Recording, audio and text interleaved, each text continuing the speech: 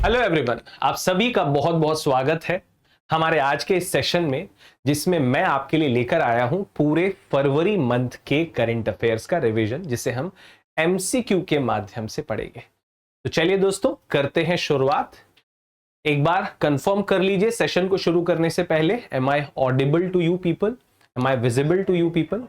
मैं आपको देख पा रहा हूं, आप मुझे देख पा रहे हैं कि नहीं? कमेंट में मुझे सब लोग आप दिख रहे हैं, जल्दी से बता दीजिए ऑडियो और वीडियो क्लियर है। चलिए करते हैं शुरुआत। एक बढ़िया सा जो है वो मैं पेन ले लेता हूं, और अंडरलाइन करने के लिए भी मैंने एक बॉक्स ले लिया है ना। चलिए करते हैं शुरुआत। पहला क्वेश्चन, भारत में यूनिफॉर्म सिविल कोड लागू करने वाला पहला राज्य कौन सा बना? है ना, आपको याद आ गया होगा, पिछले महीने हमने पढ़ा है, and the right answer is Uttarakhand. Uniform civil code लागू करने वाला पहला राज्य जो है वो कौन सा बना? उत्तराखंड। उत्तराखंड में समान नागरिक संहिता को लागू करने की घोषणा किस तारीख को की गई? ये तारीख भी बड़ी इंपॉर्टेंट है ना। तो दोस्तों, इनमें से सही जवाब क्या है? तो याद रखना है आपको, 27 ऑफ जनवरी, 27 जनवरी को जो है यूनिफॉर्म सिविल कोड लागू किया गया था, है ना। और इसे जो है अब उत्तराखंड में एक डे के रूप में भी मनाया जाएगा। जैसे यहां पर पूछा गया है कि समान नागरिकता दिवस उत्तराखंड में कब मनाया जाएगा? Which day will be celebrated as समान नागरिकता दिवस? तो दोस्तों, इसका सही जवाब आपको एग्जाम में क्या बताना है? 27 ऑफ जनवरी। ठीक है। अगला क्वेश्चन है, उत्तराखंड में यूनिफॉर्म सिविल कोड लागू करने के लिए किस पोर्टल का लोकार्पण किया गया? Very important question. तो कौन सा पोर्टल लोकार्पण किया गया है? ucc.uk.gov.in। ये जो है बेसिकली पोर्टल है किसके लिए? यूसीसी लागू करने के लिए, यूनिफॉर्म सिविल कोड लागू करने के लिए, समान नागरिक संहिता उत्तराखंड में लागू करने के लिए। अच्छा, गोवा में माना जाता है, या हम लोग बोलते हैं कि गोवा में पहले से ही यूनिफॉर्म सिविल कोड लागू है, लेकिन इसके पीछे का कारण क्या है? किस कानून के तहत इसे लागू किया गया? तो दोस्तों, आपको बता दें, गोवा में पहले से जो है पुर्तगालियों का शासन था, और जब क्योंकि वो पुर्तगालियों से आजाद हुए, है ना, लेकिन ये कानून उस समय से ही लागू था, इसलिए आंसर नंबर मतलब ऑप्शन नंबर बी जो है इसका करेक्ट है। पोर्तुगीज सिविल कोड मतलब पुर्तगाली सिविल कोड के कारण वहां पर यूसीसी पहले से ही लागू है। अब बात करते हैं फिर वक्फ संशोधन विधेयक, है ना। वक्फ बोर्ड का जो कानून था 1995 का, उसमें संशोधन करने के लिए विधेयक आया। अब इस विधेयक के लिए एक समिति बनाई थी, है ना, इस पर चर्चा करने के लिए। तो जो समिति है उसका नाम क्या रखा गया? वो जो कमेटी है उसका नाम क्या रखा गया? या रखा गया नहीं, इन द सेंस वो किस टाइप की कमेटी है? तो वो जो कमेटी है वो ज्वाइंट पार्लियामेंट्री कमेटी है। Option number B, joint parliamentary committee है, जिसे जेपीसी कहा जाता है। आपसे पूछा जाएगा who lead the JPC on Waqf amendment bill? वक्फ संशोधन विधेयक पर जेपीसी का नेतृत्व जो है वो किसने किया? तो ध्यान रखेंगे, the right answer is Jagdambika Pal. Jagdambika Pal ने जो है इसका नेतृत्व किया। पद्म पुरस्कारों से रिलेटेड क्वेश्चन मैं आपको बता रहा हूं यहां पर। 2025 के लिए कुल कितने पद्म पुरस्कारों की घोषणा की गई थी? तो 2025 के लिए कुल 139 मतलब 139 पद्म पुरस्कार दिए गए हैं टोटल 2025 में। ये फिगर आपसे पूछा जाएगा कि भैया इस साल कितने पद्म पुरस्कारों की घोषणा हुई, तो आप बताओ 139, है ना। इसमें से पद्म विभूषण कितनों को मिला? तो भैया पद्म विभूषण जिनको मिला है वो कितने लोग हैं? 7 लोग। पद्म विभूषण कितने लोगों को मिला है? 7 लोगों को मिला है। फिर आपसे पूछा जाएगा कितनी महिलाएं शामिल थी पद्म पुरस्कारों में, है ना। पद्म पुरस्कारों का जो लिस्ट अनाउंस हुआ विनर्स का, उसमें कितनी महिलाएं थी? तो 23 महिलाएं शामिल थी। महिलाएं कितनी शामिल थी? 23। फिर बात करें तो विदेशी या एनआरआई या पर्सन ऑफ इंडियन ओरिजिन, है ना, ये कितने थे पद्म पुरस्कारों में? तो विदेशी, एनआरआई या पर्सन ऑफ इंडियन ओरिजिन जो है वो 10 थे। 10 लोग जो हैं वो पद्म पुरस्कारों में एनआरआई भी शामिल थे। फिर इसके बाद बात करें तो इस साल कितनी हस्तियों को मरणोपरांत, पोस्टमसली मरणोपरांत जो है पद्म पुरस्कार दिए गए? 11, 12, 13 या 14? The right answer is 13। 13 लोगों को पद्म पुरस्कार दिए गए। कितने लोगों को दिए गए? 13। उसके बाद फिर बात की जाए तो पद्म पुरस्कारों में किन क्षेत्रों में उत्कृष्टता के लिए पुरस्कार दिए जाते हैं, मतलब जब पद्म अवार्ड्स मिलते हैं तो कौन कौन से सेक्टर्स में अवार्ड दिए जाते हैं, क्षेत्रों में अवार्ड दिए जाते हैं। तो यहां पर ऑप्शन है आपका art, social work, medicine, sports, या फिर option number B science, engineering, education, literature, या सी बिजनेस, इंडस्ट्री, या सिविल सर्विस, या फिर ऑल ऑफ द अबव।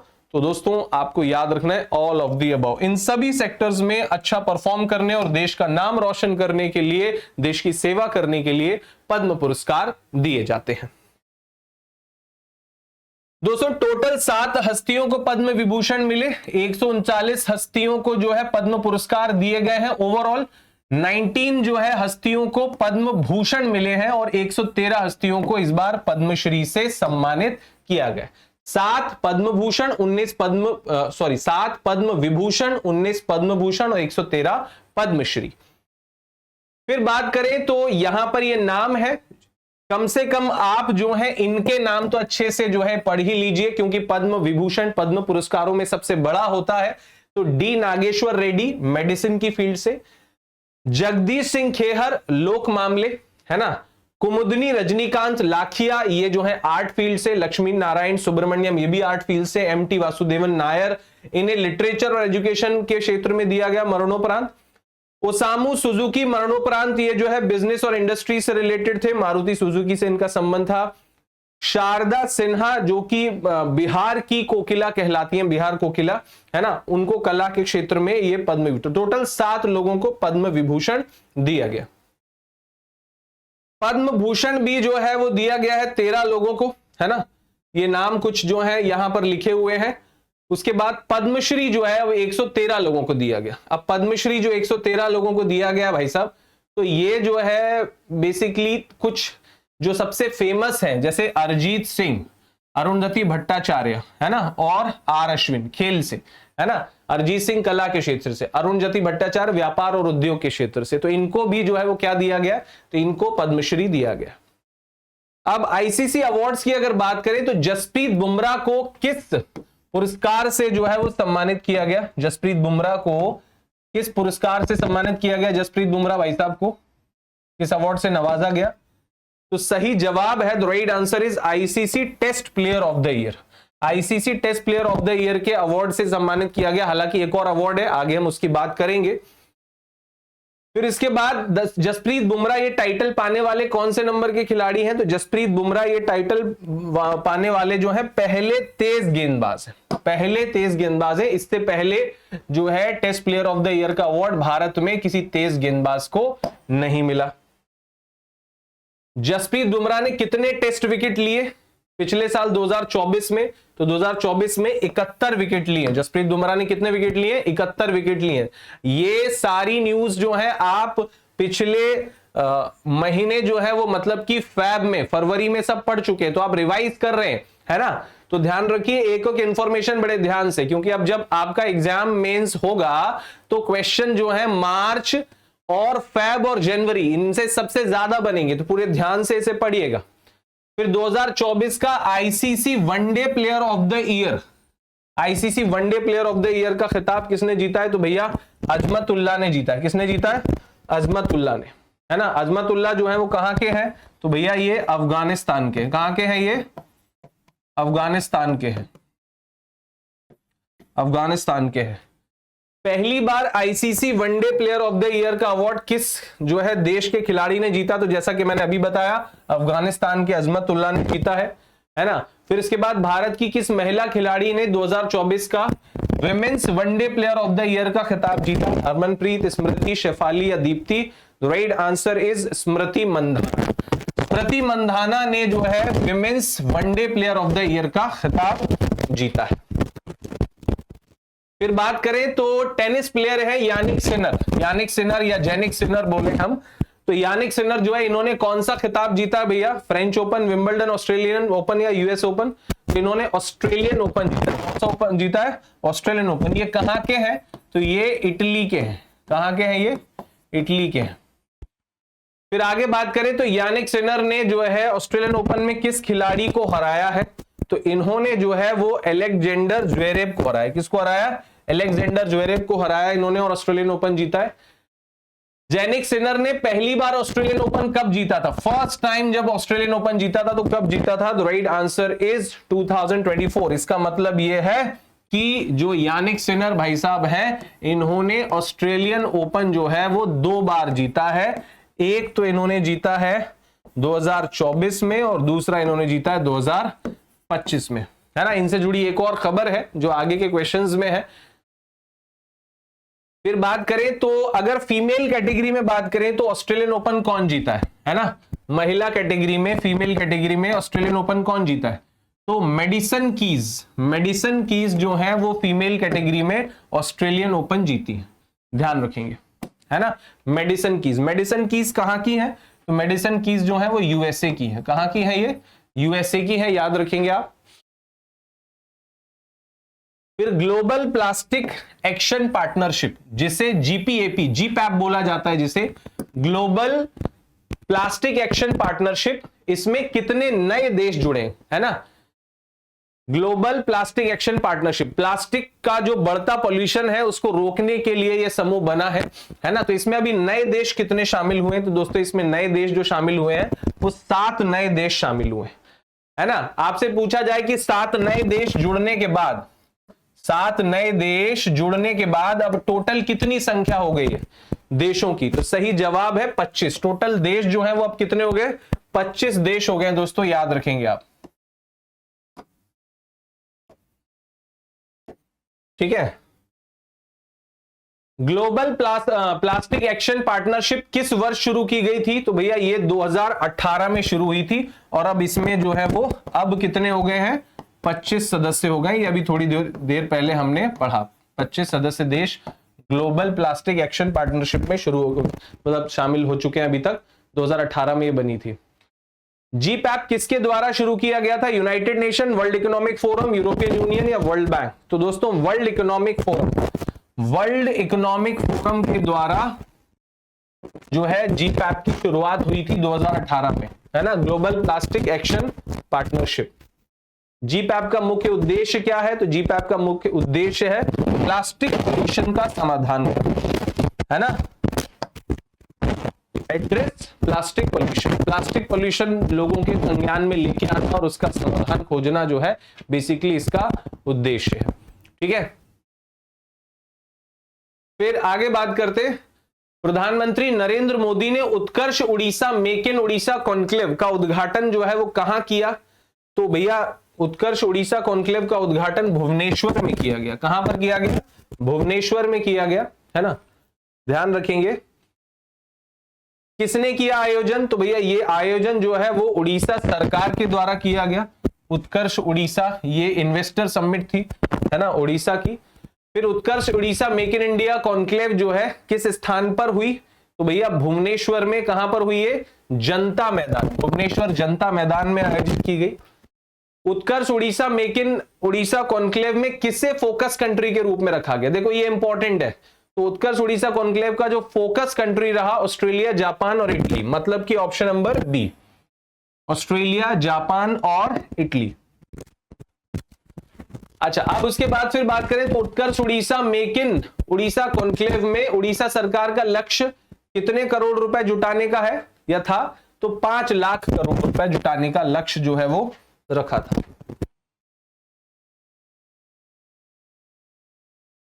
अड़तीसवें राष्ट्रीय खेलों का उद्घाटन, 38वें राष्ट्रीय खेलों का उद्घाटन किसने किया? 38th नेशनल गेम्स का उद्घाटन किसने किया? तो भैया 38वें राष्ट्रीय खेलों का उद्घाटन प्रधानमंत्री नरेंद्र मोदी के द्वारा किया गया। किसके द्वारा किया गया? प्रधानमंत्री नरेंद्र मोदी के द्वारा किया गया, ठीक है। आपसे पूछा जाएगा कि ये उत्तराखंड के किस शहर में इसका उद्घाटन हुआ भैया? तो उत्तराखंड के किस शहर में? देहरादून में इसका उद्घाटन हुआ है।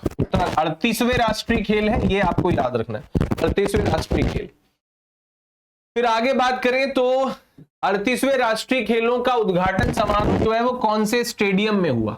कौन से स्टेडियम में हुआ अगर आपसे पूछा जाए तो आप बताओगे महाराणा प्रताप स्टेडियम। हो सकता है नेशनल गेम्स का नाम ही ना ले, आपसे ये डायरेक्टली पूछ ले कि भैया महाराणा प्रताप स्टेडियम कहां है, तो आप बता दो कि महाराणा प्रताप स्टेडियम उत्तराखंड देहरादून में।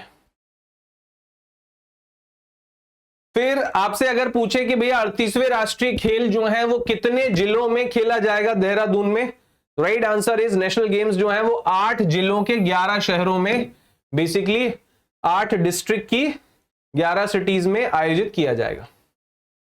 अच्छा, नेशनल गेम्स जो हुए 38वें नेशनल गेम्स जो हुए उसमें कुल कितनी कॉम्पिटिशन या कितनी प्रतिस्पर्धाएं हुई, तो सही जवाब है 35 खेल हुए। टोटल स्पोर्ट्स कितने, 35, और 35 स्पोर्ट्स के अंतर्गत कितने, 47 कॉम्पिटिशन। जैसे भाई अगर मान लें कि जैसे स्विमिंग है ना, और तो स्विमिंग भी कई तरह की होती है ना, तो इसमें एक एक खेल में कई जो है वो कॉम्पिटिशन्स थे, तो टोटल 35 खेल, 47 कॉम्पिटिशन्स, 38वां राष्ट्रीय खेल उत्तराखंड देहरादून, ठीक है, महाराणा प्रताप स्टेडियम में उद्घाटन हुआ। कितनी टीमों ने भाग लिया, तो भैया टोटल जो है 38 टीमों ने भाग लिया। 38वां नेशनल खेल था, नेशनल गेम्स थे, और 38 टीमों ने, 38 टीम्स ने ही इसमें भाग लिया। फिर बात करें तो 38वें राष्ट्रीय खेलों का समापन कब होगा, भैया जो समापन होगा वो 14 फरवरी, समापन कब होगा, 14 फरवरी 2025 को समापन होगा।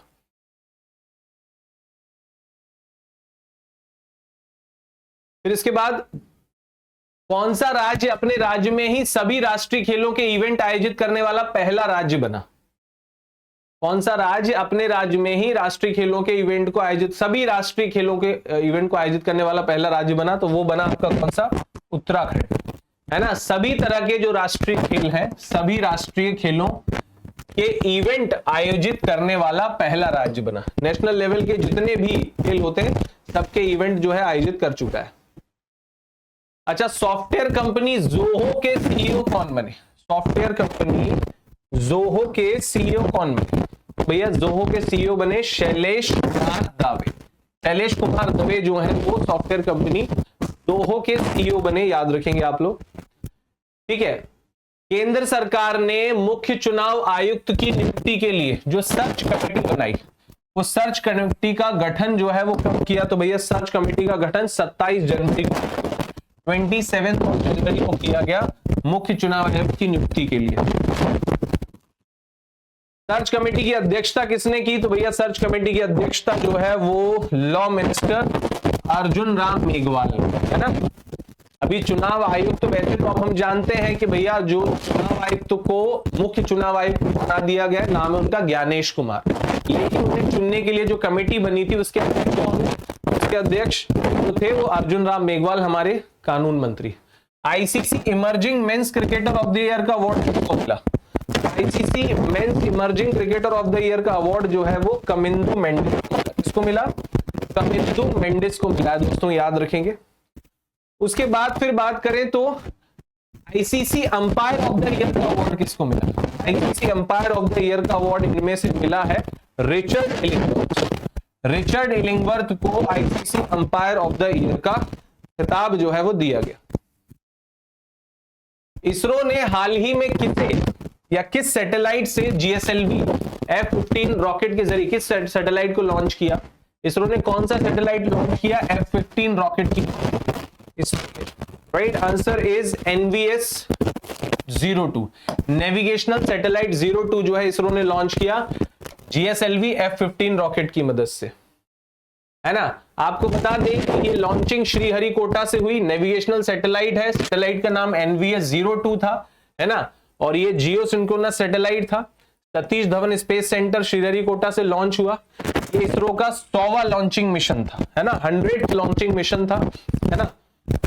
उसके बाद बात करें तो इससे जो है जीपीएस जैसी नेविगेशन सुविधा जो है वो मिलेगी, है ना। ये कश्मीर से कन्याकुमारी, गुजरात से अरुणाचल प्रदेश को कवर करेगा, कोस्टल लाइन के 1500 किलोमीटर तक का एरिया कवर करेगा। इसरो की अगर बात करें तो इसरो के जो इसरो का जो एस्टेब्लिशमेंट हुआ वो 1969 में हुआ, है ना, 1969 में हुआ था, क्लियर है। अच्छा, अब उसके बाद फिर बात करें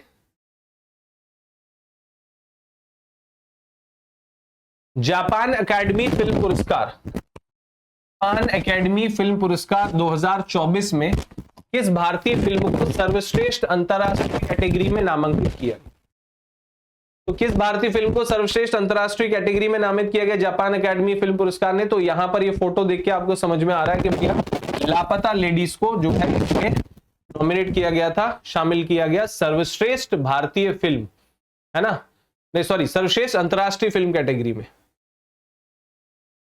बीटिंग द रिट्रीट जो है, बीटिंग द रिट्रीट, ये 26 जनवरी मतलब गणतंत्र दिवस का समापन समारोह होता है। बीटिंग द रिट्रीट, है ना, बीटिंग द रिट्रीट क्या होता है? गणतंत्र दिवस का समापन समारोह होता है। तो ये जो गणतंत्र दिवस का समापन समारोह है कहां पर संपन्न हुआ? तो विजय चौक पर संपन्न हुआ। कहां पर संपन्न हुआ? विजय चौक पर संपन्न हुआ, ध्यान देंगे आप। फिर इसके बाद बीटिंग द रिट्रीट 29 जनवरी को हुई थी, है ना, और द्रौपदी मुर्मू जी जो है इसमें चीफ गेस्ट रही। 8वें नंबर का अंतरराष्ट्रीय सरस्वती महोत्सव, इसका आयोजन कहां पर हुआ? भैया ये कुरुक्षेत्र के आदि बद्री में इस आयोजन का उद्घाटन किया गया, कुरुक्षेत्र के आदि बद्री में, ठीक है ना। और दोस्तों आपको बता दें कि कुरुक्षेत्र के पिहोवा से, है ना, कुरुक्षेत्र के पिहोवा में जो है बेसिकली इसका शुभारंभ किया गया।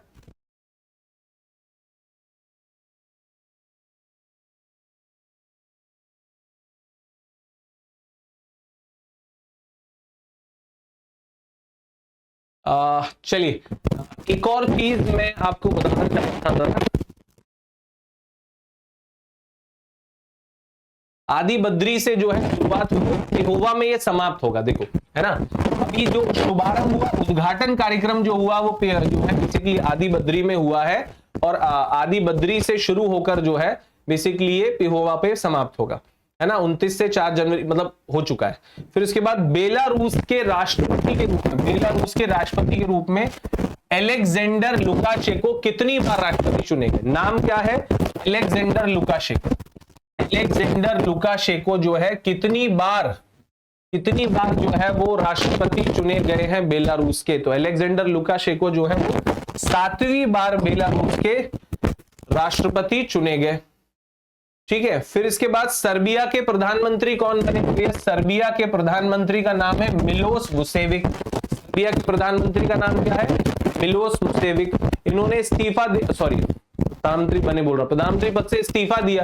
तो इस्तीफा दिया, प्रधानमंत्री थे मिलोस वुसेविक, इन्होंने इस्तीफा दिया। तो क्यों दिया? तो इन्होंने रिजाइन किया भ्रष्टाचार के आरोपों के कारण, है ना। एक रेलवे स्टेशन पर एक प्लेटफॉर्म के छज्जे का जो हिस्सा रह गया था, कुछ लोगों की मौत हुई थी इसमें, तो करप्शन के चार्जेस के चलते जो है इन्हें इस्तीफा देना पड़ा। ICC men's cricketer of the year का पुरस्कार जो है 2024 के लिए किसको दिया गया? सबको याद है, हमारे अपने जसप्रीत भाई बुमराह को जो है ICC men's cricketer of the year का टाइटल दिया गया, ठीक है।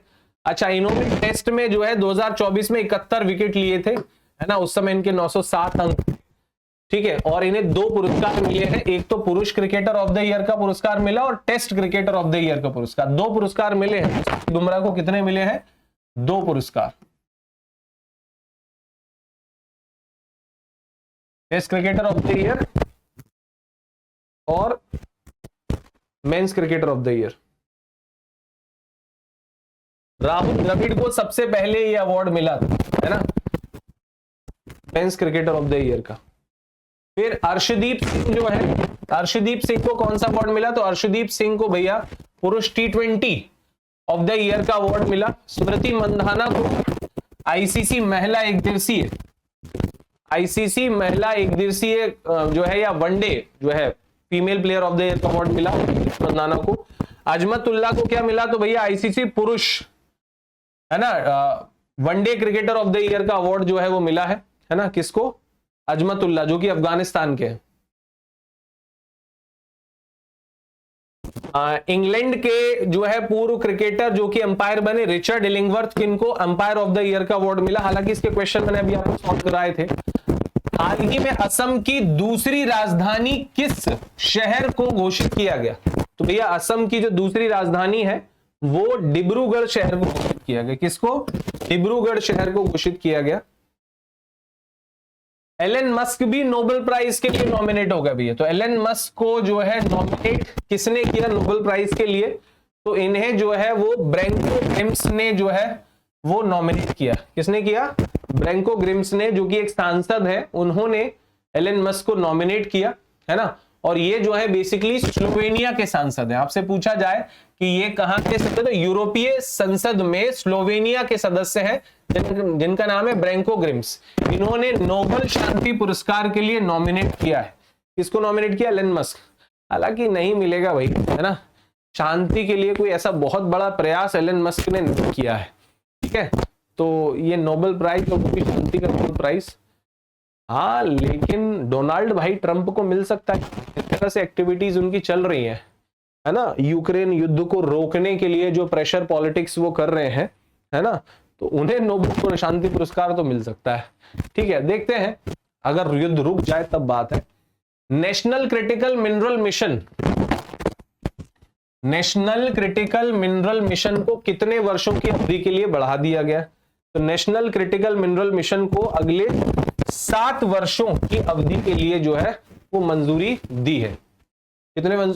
कितने वर्षों की मंजूरी दी है? 7 वर्षों की मंजूरी जो है वो दी गई है। अमेरिका जो है वो 30,000 लोगों की क्षमता वाला है, कैदियों की क्षमता वाला एक जेल बना रहा है जहां पर वो अवैध प्रवासियों को रखेगा। तो ये जेल वो कहां बना रहा है? तो करेक्ट आंसर है भैया ग्वांतानामो बे। ग्वांतानामो की खाड़ी में जो है, ग्वांतानामो बे में बना रहा है। अब आपसे कोई पूछे कि भैया ये कहां पर है, तो क्यूबा का ग्वांतानामो बे है। क्यूबा में है ग्वांतानामो बे, जहां पर 30,000 लोगों की कैपेसिटी वाला ये जेल जो है वो डोनाल्ड ट्रंप बना रहे। फिर इसके बाद गणतंत्र दिवस जो था उस पर किस राज्य की झांकी को पीपल्स चॉइस अवार्ड मिला? तो किस राज्य की झांकी को पीपल्स चॉइस अवार्ड मिला? उत्तर प्रदेश। उत्तर प्रदेश की झांकी को पीपल्स चॉइस अवार्ड जो है वो दिया गया। उत्तर प्रदेश की झांकी को पीपल्स चॉइस अवार्ड दिया गया। भारत का जनरेटिव एआई किसके अंतर्गत संचालित किया जाएगा? जनरेटिव एआई जो इनिशिएटिव है वो basically India AI compute facility के अंतर्गत संचालित किया जाए, है ना। जनरेटिव एआई जो इनिशिएटिव है ना, भारत अपना खुद का जो है बेसिकली एआई मॉडल तैयार करेगा, है ना। भारत अपना खुद का एआई मॉडल तैयार करेगा, है ना। जैसे कि चीनी स्टार्टअप डीपसेक है ना, ओपन एआई का चैट जीपीटी है। इनसे मुकाबला करने के लिए खुद का जनरेटिव एआई जो है वो भारत लाने की तैयारी कर रहा है, ठीक है। और ये एआई कंप्यूट फैसिलिटी के द्वारा चलाया जाएगा। श्रीलंका की धरती पर दोहरा शतक लगाने वाले पहले ऑस्ट्रेलियाई खिलाड़ी। श्रीलंका की धरती पर दोहरा शतक लगाने वाले पहले ऑस्ट्रेलियाई खिलाड़ी कौन भैया? Right answer is Usman Khawaja. Usman Khawaja पहले ऑस्ट्रेलियाई खिलाड़ी बने जिन्होंने श्रीलंका की धरती पर दोहरा शतक लगा दिया। फिर इसके बाद वायुसेना के किस पायलट को नासा के एक्सियम मिशन के लिए चुना गया है? हमारी भारतीय वायुसेना का कौन सा पायलट है? तो नाम है भैया इनका Shubhanshu Shukla. The name is Shubhanshu Shukla. Shubhanshu Shukla, ध्यान रखेंगे। फिर इसके बाद बात करें तो Indian air force captain Shubhanshu Shukla, है ना, एक्सियम मिशन के लिए चुने गए हैं, है ना। इंडियन एयरफोर्स के कैप्टन है और ये जो है वो स्पेस एक्स के ड्रैगन स्पेसक्राफ्ट को लेकर जाएंगे अंतरिक्ष में। ड्रैगन स्पेसक्राफ्ट को लेकर कहां जाएंगे? इंटरनेशनल स्पेस स्टेशन जाएंगे, अंतरराष्ट्रीय, जहां पर अभी सुनीता विलियम्स है ना, जहां पर सुनीता विलियम्स है वहीं पर जाएंगे। ये एक्सियम मिशन 4 के लिए जो है इनका चुनाव हुआ है ना। और ये 14 दिन तक ये मिशन चलेगा, 14 दिन तक ये मिशन चलेगा। इसके लिए 4 शुभांशु एक्सियम मिशन 4 के लिए चुने गए हैं, है ना। और इसकी जो मिशन की कमांडर है, मिशन की जो कमांडर है वो कौन है? तो पैगी विटसन है। पैगी विटसन है जिनके नाम 58 घंटे तक स्पेस वॉक करने का रिकॉर्ड है। और इनका रिकॉर्ड जो है वो अभी हाल ही में सुनीता विलियम्स ने तोड़ दिया, क्योंकि सुनीता विलियम्स तो अभी भी भैया अंतरिक्ष में ही है। शुभांशु इसके पायलट होंगे ड्रैगन एयरक्राफ्ट के। सचिन तेंदुलकर को बीसीसीआई ने किस पुरस्कार से सम्मानित किया? तो सचिन तेंदुलकर को बीसीसीआई ने लाइफ टाइम अचीवमेंट अवार्ड से सम्मानित किया। किस पुरस्कार से? लाइफ टाइम अचीवमेंट अवार्ड से सम्मानित किया सचिन तेंदुलकर को बीसीसीआई के द्वारा। आईएनएसवी तारिणी, आईएनएसवी तारिणी जहाज पर सवार होके, है ना,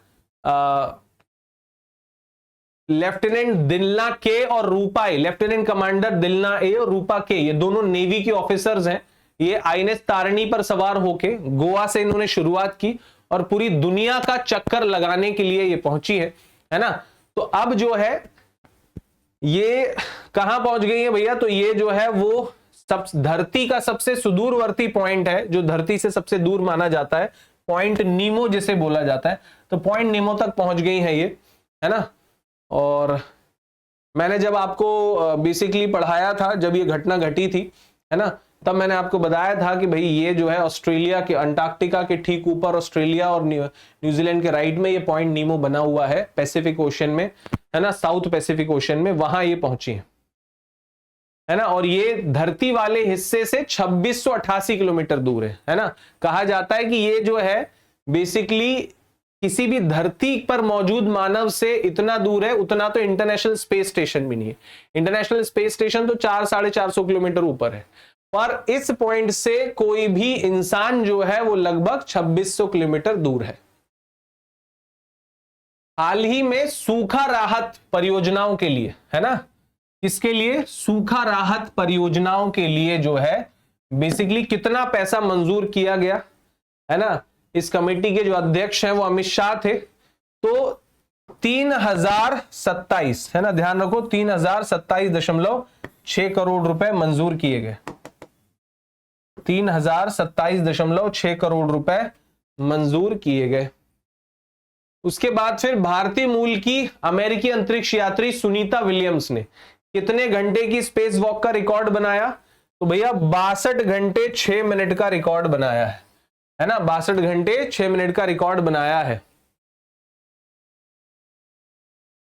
और पैगी विटसन का रिकॉर्ड जो है ब्रेक किया। मैंने बताया ना, पैगी विटसन जो है वो ड्रैगन स्पेसक्राफ्ट, जो एक्सियोम मिशन 4 की कमांडर है ना, जो कि शुक्ला जी जिनके पायलट हैं, हमारे एयरफोर्स के पायलट जो है ना।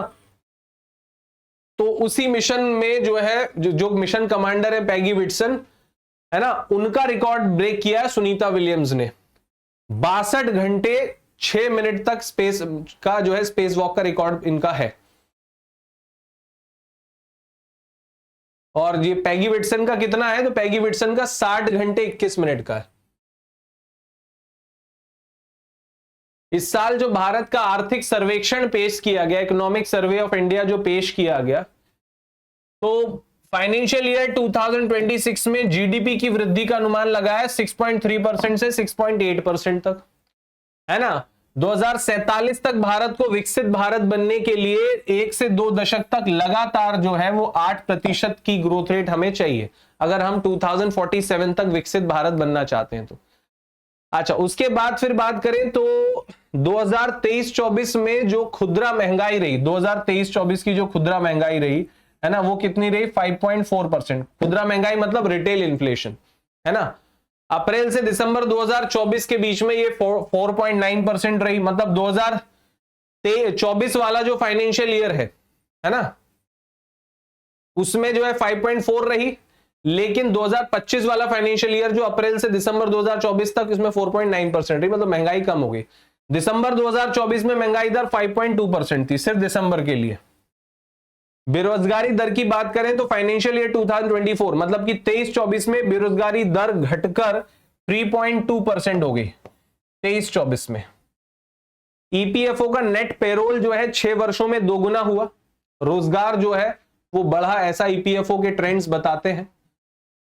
वहीं अगर ग्रोथ रेट की, जीडीपी ग्रोथ रेट की बात की जाए तो देखो भाई, 21-22 में कितनी थी, 21-22 में 8.7%, 22-23 में 7.2%, 23-24 में 8.2%, 24-25 में 6.4%, है ना। अब 25-26 में कितनी रहने वाली है, तो 25-26 में 6.3 से 6.8% रहने वाली है, जो पिछले पेज में भी मैंने आपको बताया, ठीक है। हाल ही में किस राज्य ने नियंत्रित भांग की खेती के लिए एक पायलट अध्ययन को मंजूरी दी, नियंत्रित भांग की खेती के लिए एक पायलट प्रोजेक्ट को मंजूरी दी, तो किसने दी भैया, कौन से राज्य ने, right answer is option number B, that is Himachal Pradesh. Himachal Pradesh ने, जहां पर सुखविंदर सिंह सुक्खू जो है सीएम है, मंजूरी दी है।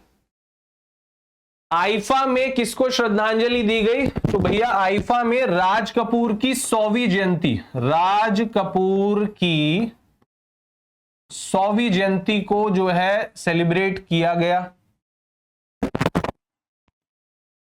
जयपुर में जो है अभी आयोजित हो रहा है, हालांकि इसका अनाउंसमेंट जो है वो कब हो गया था? फेब में ही हो गया था, है ना। अभी अभी संपन्न हुआ है, आपने देखा होगा जयपुर में, है ना। 8 से 9 मार्च 2025 को Jaipur exhibition and convention centre में यह संपन्न हुआ, है ना। कहां पर? जयपुर एग्जीबिशन सेंटर में, जयपुर में। 25वां संस्करण था ये, 25वां संस्करण था आईफा का।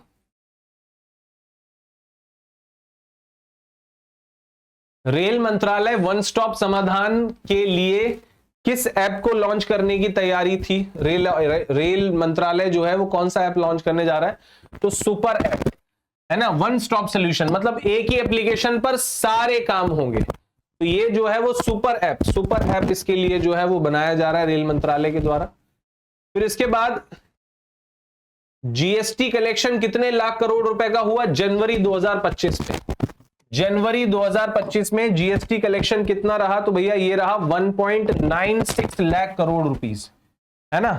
और फैब का तो आपको याद ही होगा, फैब का जो है 1.84 लाख करोड़ रुपीस, फैब 2025 का 84 लाख करोड़ रुपीस, है ना।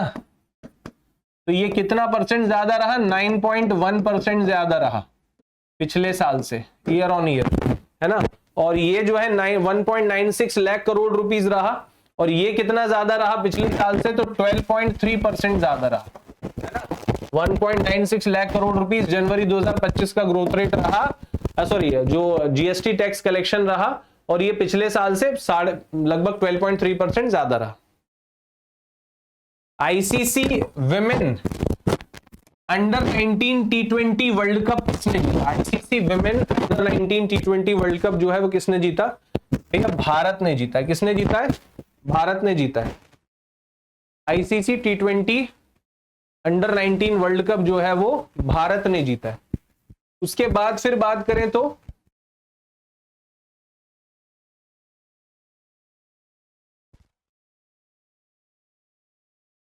हमने किसको हराया? तो साउथ अफ्रीका, दक्षिण अफ्रीका को 9 विकेट से।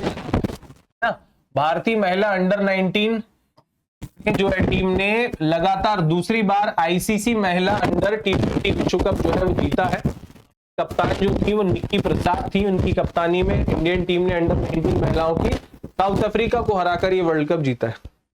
फिर इसके बाद 60 metre hurdle race, 60 metre hurdle race में किसने नया नेशनल रिकॉर्ड बनाया? तो ये 60 मीटर की हर्डल रेस में जो है वो तेजस सिरसे ने नया रिकॉर्ड बनाया। किसने बनाया?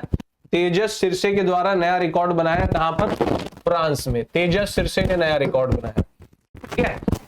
और ये इन्होंने 7.64 सेकंड का प्रभावशाली समय भी निकाला है।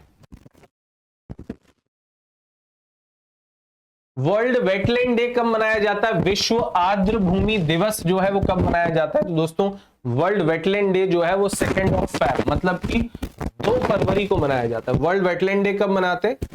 2 फरवरी को मनाते हैं। दोस्तों Tata steel chess masters, Tata steel chess masters tournament जो है उसे किसने जीता? तो उसके विनर जो रहे वो आर प्रज्ञानंदा रहे। आर प्रज्ञानंदा ने वर्ल्ड चैंपियन डी गुकेश को हराकर, है ना, ये Tata steel chess masters tournament जीता, है ना, जो कि विस्क्यांजी नीदरलैंड में आयोजित हुआ। यहां पर विस्क्यांजी नीदरलैंड में। आगे बात करें तो भारत की पहली एआई यूनिवर्सिटी कहां पर बनेगी? तो भारत की पहली एआई यूनिवर्सिटी जो है वो महाराष्ट्र में बनेगी।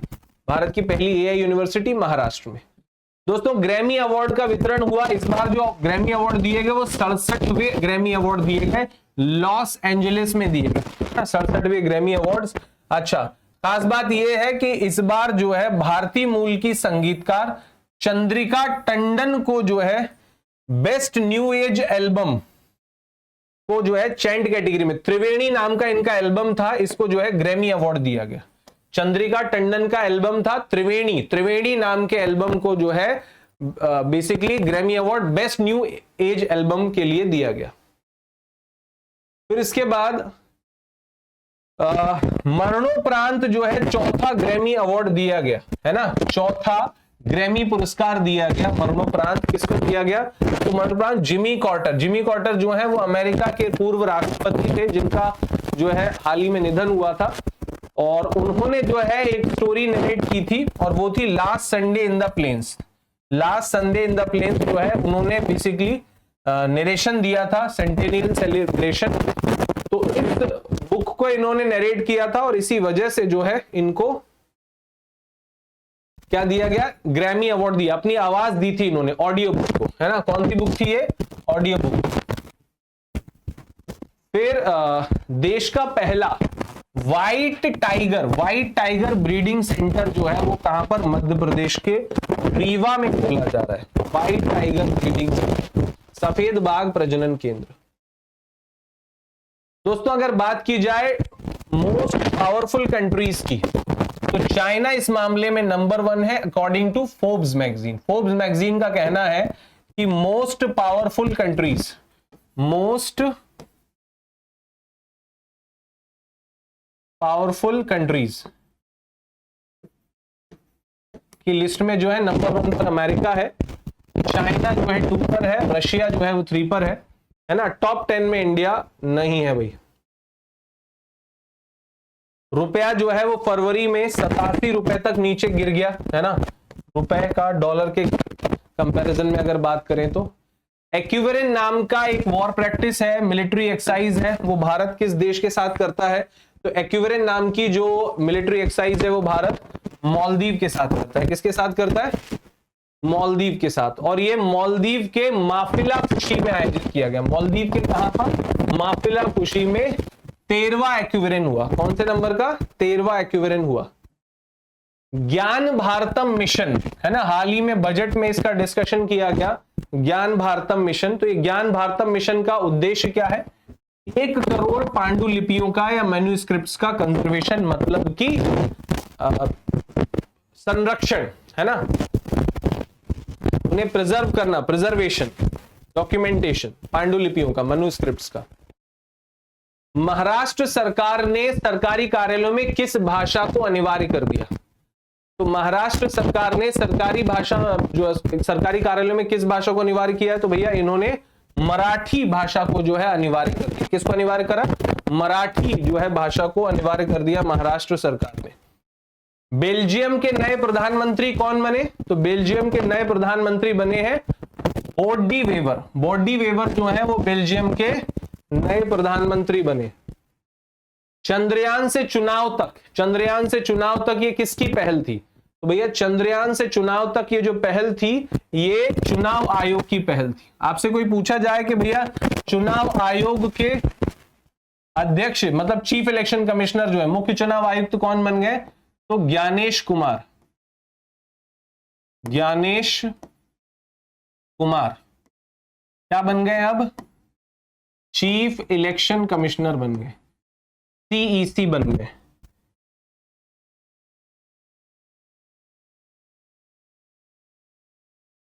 हाल ही में भारत सरकार ने विदेशी नागरिकों के लिए इनमें से कौन सा वीजा कैटेगरी जो है वो शुरू किया है? तो भैया आयुष वीजा, है ना। अगर कोई भी प्राचीन पद्धति जैसे कि यूनानी पद्धति, आयुर्वेद पद्धति, आयुष पद्धति, इनसे इलाज कराने के लिए इंडिया आता है ना, तो उसे जो है ये वीजा बेसिकली अवेलेबल कराया जाएगा। डोंगरी भाषा के लिए साहित्य अकेडमी पुरस्कार किसे दिया गया? तो डोंगरी भाषा के लिए साहित्य अकेडमी पुरस्कार जो है वो चमन अरोड़ा को दिया गया। किसको दिया गया? चमन अरोड़ा को डोंगरी भाषा के लिए साहित्य अकेडमी पुरस्कार दिया गया। ठीक है भाई। अच्छा, चिप डिजाइन के लिए NI national institute of electronics and information technology का एक्सीलेंस सेंटर जो है वो कहां पर उद्घाटन किया चिप डिजाइनिंग के लिए? तो सही जवाब जो है वो क्या है, नोएडा। नोएडा में इसका उद्घाटन किया गया, नोएडा।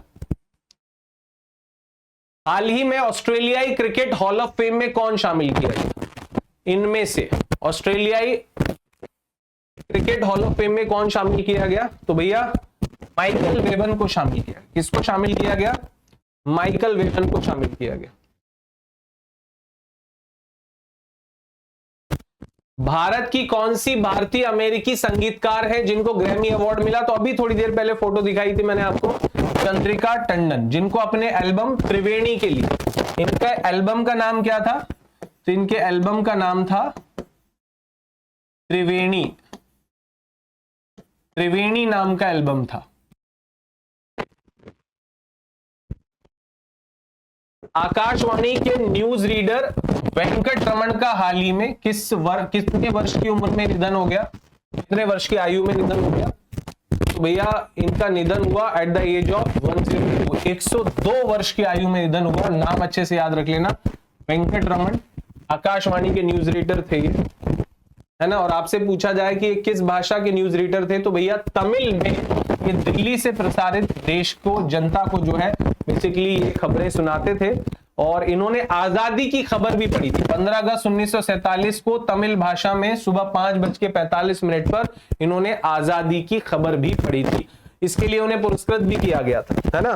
तो लेजेंडरी रेडियो प्रेजेंटर थे, न्यूज जो है एंकर थे ये रेडियो के। फिर इसके बाद शिया इस्माइली समुदाय के 49वें वंशानुगत इमाम आगा खान चतुर्थ का निधन हो गया, है ना।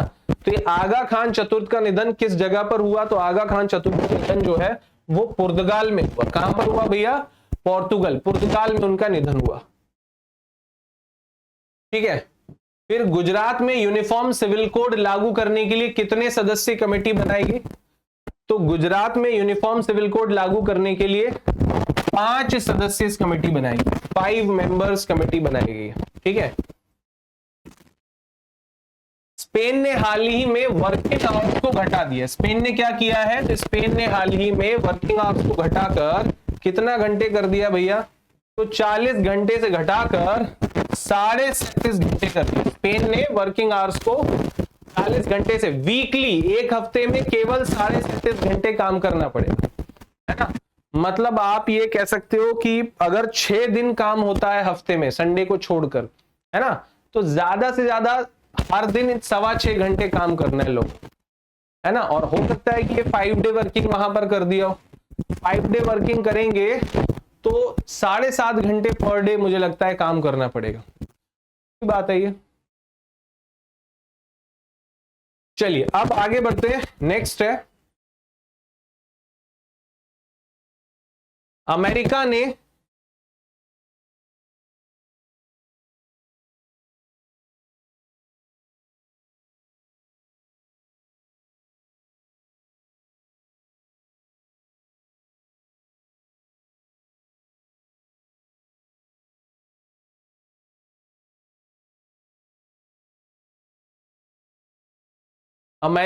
किस अंतरराष्ट्रीय संगठन से बाहर निकलने का निर्णय लिया, तो भैया अमेरिका ने किस अंतरराष्ट्रीय संगठन से बाहर निकलने का निर्णय लिया है, तो United nation human rights commission, है ना। United nation human rights commission से बाहर निकलने का निर्णय लिया अमेरिका ने, है ना। क्योंकि भाई चंदा वंदा देना पड़ता है, ध्यान रखना पड़ता है ना। अब जो है अमेरिका क्या कर रहा है, प्रोटेक्शनिज्म कर रहा है। मतलब ये कि अपने देश का पैसा बचाने और एक प्रोटेक्शन वॉल क्रिएट कर रहा है कि भाई इधर उधर पैसा वेस्ट ना हो, है ना। तो अब वो हालांकि उसे वेस्ट लगता है लेकिन लोगों के लिए जरूरी है ये पैसा। सिमोना हालेप जो है, इन्होंने हाल ही में संन्यास ले लिया, है ना। 2 बार की टेनिस ग्रैंड स्लैम विजेता है सिमोना हालेप। सिमोना हालेप ने क्या कर दिया है, संन्यास लिया। तो सिमोना हालेप जिन्होंने संन्यास लिया है, 2 बार की ग्रैंड स्लैम विजेता है ये सिमोना हालेप, है ना। ये कहां से बिलोंग करती हैं, तो ये रोमानिया से बिलोंग करती है। कहां से, रोमानिया से बिलोंग करती है। क्लियर है भाई, रोमानिया से बिलोंग करती हैं। हिंदी भाषा में साहित्य एकेडमी अवार्ड किसे दिया गया? हिंदी भाषा में साहित्य एकेडमी अवार्ड जो है वो किसे दिया गया? तो हिंदी भाषा का साहित्य एकेडमी अवार्ड जो है वो गगन गिल को दिया गया, ध्यान रखेंगे, गगन गिल को। इनकी एक बुक थी मैं जब तक आई बाहर, उसके लिए। चंद्रयान 4 मिशन जो है वो लॉन्च करने की तैयारी चल रही है। तो इसका उद्देश्य क्या है? तो इसका उद्देश्य है चंद्रमा से मिट्टी का सैंपल जो है पृथ्वी पर लाना। चंद्रयान 4 का उद्देश्य है चंद्रमा से मिट्टी का सैंपल जो है वो लेके आना है। अच्छा, आगा खां चतुर्थ की डेथ हो गई, तो अब आगा खां 5th जो है वो उनके पुत्र ही बनाए गए, है ना, जो कि इस्माइली मुस्लिम समुदाय के 50वें आध्यात्मिक नेता जो है वो कहलाएंगे। तो ये कौन बनाए गए हैं इनमें से? तो सही जवाब है प्रिंस रहीम अल हुसैनी। प्रिंस रहीम अल हुसैनी जो है वो 50वें आध्यात्मिक नेता इस्माइली समुदाय के और 5वें आगा खान जो है वो बने, प्रिंस रहीम अल हुसैनी। फोर्ट विलियम का नया नाम क्या रखा गया? तो फोर्ट विलियम जो है भारतीय सेना का पूर्वी हेडक्वार्टर है ना, जो कि बेसिकली किंग विलियम 3 जो है उनके नाम पर इसका नाम रखा गया था। अब उसका नाम जो है विजय दुर्ग कर दिया गया। विजय दुर्ग, क्या कर दिया गया? उसका नाम विजय दुर्ग कर दिया गया। आपसे पूछा जाए कि कोलकाता का था, कहां से का था? कोलकाता का था फोर्ट विलियम, और उसका नाम बदलकर क्या कर दिया? विजय दुर्ग। इंग्लैंड के राजा विलियम 3 के नाम पर इसका नामकरण किया गया था। मार्कस स्टाइनिस किस देश के क्रिकेटर हैं? मार्कस स्टाइनिस जो है वो किस देश के क्रिकेटर है? तो मार्कस स्टाइनिस जो है वो बेसिकली ऑस्ट्रेलिया के क्रिकेटर है। मार्कस स्टाइनिस जो है वो कहां के क्रिकेटर है? ऑस्ट्रेलिया के क्रिकेटर है।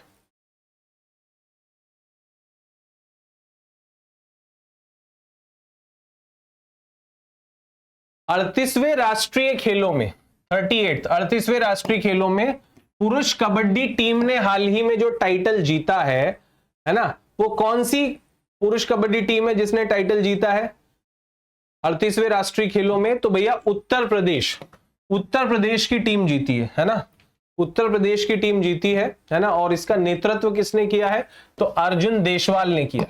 अर्जुन देशवाल ने जो है बेसिकली जीता, और उत्तर प्रदेश का 3 वर्षों में ये दूसरा टाइटल था कबड्डी का, है ना। तो कबड्डी का टाइटल जो है उत्तर प्रदेश की टीम ने जीता पुरुषों का। फिर इसके बाद भारतीय अंतरिक्ष अनुसंधान संगठन मतलब इसरो ने जो है हाल ही में एक सॉफ्टवेयर लॉन्च किया PS 2025, जो कि अंतरिक्ष यान में गड़बड़ियों का पता लगाता है ना। तो ये जो है वो कहां डेवलप किया गया, कहां लॉन्च किया गया? तो इसे जो है IIT हैदराबाद में लॉन्च किया गया। कहां पर? IIT हैदराबाद में, है ना। PS सॉफ्टवेयर जो है उसका नाम है।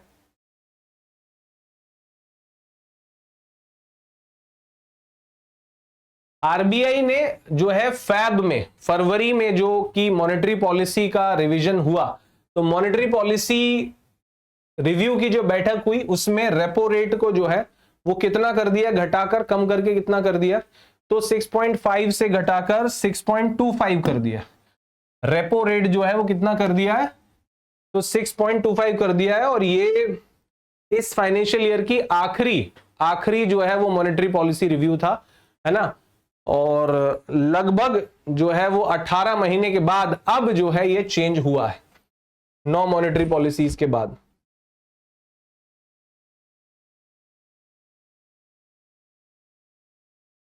फरीदाबाद में 38वां सूरजकुंड मेला आयोजित हुआ। तो ये कब तक चला, कब से कब तक? तो 38वां सूरजकुंड मेला फरीदाबाद में आयोजित होता है, और ये जो है बेसिकली कब से कब तक? तो भैया ध्यान रखो, ये 23 फरवरी तक आयोजित किया गया। 9 फरवरी से 23 फरवरी तक, 9 फरवरी से 23 फरवरी तक इसका आयोजन किया गया। 9 नहीं है, 7 फरवरी है। 7 फरवरी से 23 फरवरी तक इसका आयोजन किया गया सूरजकुंड मेले का। जोमैटो कंपनी ने अपना नाम बदलकर क्या रख दिया है? इनफाइनाइट फूड टेक, इटर्नल या Blinkit? Right answer is eternal limited. मतलब अब चाहे ब्लिंकिट हो या जोमेटो, इन सब की पेरेंट कंपनी क्या कहलाएगी? इटर्नल लिमिटेड कहलाएगी, इटर्नल लिमिटेड। अमेरिका ने हाल ही में आईसीसी मतलब कि इंटरनेशनल क्रिमिनल कोर्ट पर बैन लगा दिया। अब ये इंटरनेशनल क्रिमिनल कोर्ट है क्या? तो इंटरनेशनल क्रिमिनल कोर्ट जो है बेसिकली आपको बता दूं कि अंतरराष्ट्रीय स्तर पर अपराध के लिए जो है सुनवाई करने की एक संस्थान है ना। इसने क्या किया था, अभी हाल ही में इजरायली नेताओं के खिलाफ कार्रवाई की थी। तो इजरायली नेताओं के खिलाफ कार्रवाई करने के कारण अमेरिका ने जो है वो इंटरनेशनल क्रिमिनल कोर्ट पर प्रतिबंध लगा दिया, है ना, क्योंकि अमेरिका और इजराइल की अच्छी दोस्ती है ना। और अमेरिका का ऐसा मानना है कि बेंजामिन नेतन्याहू और उसके जो रक्षा मंत्री हैं उनके उस समय के, उन दोनों पर प्रतिबंध लगाकर और साथ में उन्हें जो है अरेस्ट वारंट उनका जारी करके ये जल्दबाजी की गई, एक तरफा फैसला किया गया, ऐसा अमेरिका को लगता है। तो उन्होंने भैया इंटरनेशनल क्रिमिनल कोर्ट को बैन ही कर दिया, हालांकि ये लोग सदस्य भी नहीं है उसके। वर्ल्ड हैप्पीनेस रिपोर्ट, विश्व प्रसन्नता सूचकांक में भारत की रैंक जो है वो क्या है? World happiness report. तो भैया वर्ल्ड हैप्पीनेस रिपोर्ट में भारत की जो रैंकिंग है वो 132 है। वर्ल्ड हैप्पीनेस रिपोर्ट में भारत की रैंकिंग क्या है? 132 है, ध्यान रखेंगे, है ना। और फिनलैंड जो है वो लगातार 8वीं बार पहला स्थान, है ना। भारत जो है 132वें पे और फिनलैंड जो है वो लगातार 8वीं बार पहले स्थान पर रहा है। फॉर्च्यून ग्लोबल 500 की लिस्ट में, फॉर्च्यून ग्लोबल 500 की लिस्ट में, फॉर्च्यून ग्लोबल 500 की लिस्ट में किसे शामिल किया गया? कौन सी कंपनी है? तो भैया द राइट आंसर इज, सही जवाब जो है वो है रिलायंस इंडस्ट्रीज। रिलायंस इंडस्ट्रीज जो है फॉर्च्यून ग्लोबल 500 में शामिल हुई।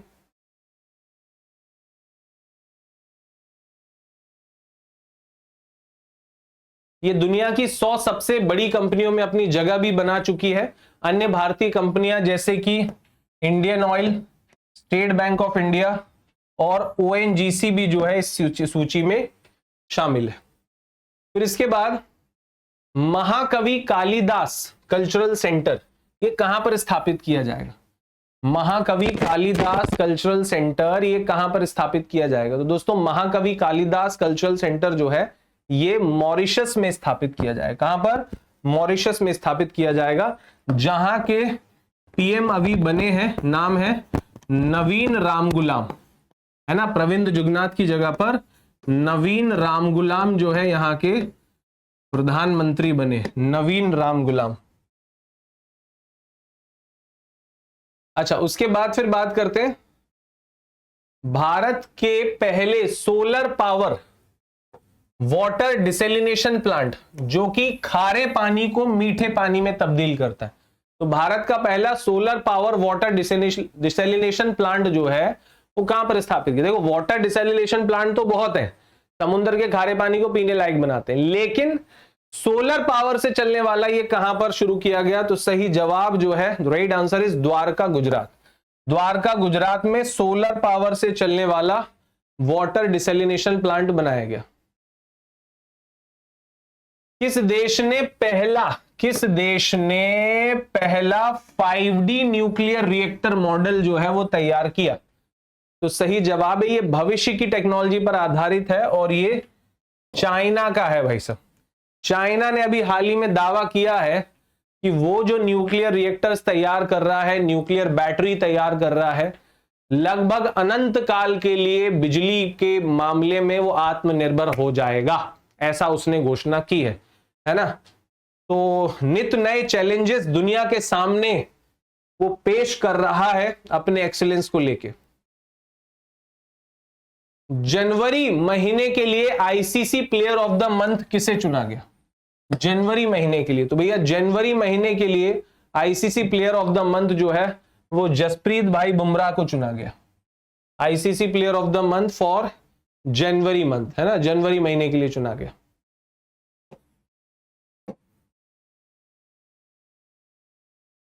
फिर इसके बाद आगे बात करें तो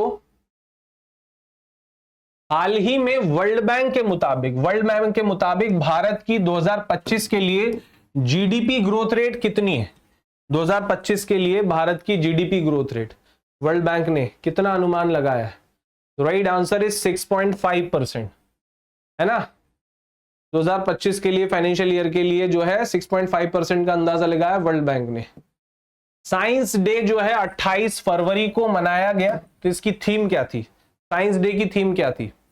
तो साइंस डे की जो थीम थी वो थी साइंस एंड सस्टेनेबल डेवलपमेंट। क्या थी? Option number A, science and sustainable development. Next question पर आते हैं। भारत की rank world bank logistic performance index में, लॉजिस्टिक्स परफॉर्मेंस इंडेक्स में कितनी रही भारत की रैंक? तो 38वें नंबर पर रहा भारत। लॉजिस्टिक्स परफॉर्मेंस इंडेक्स में भारत कौन से नंबर पर रहा? 38वें नंबर पर रहा।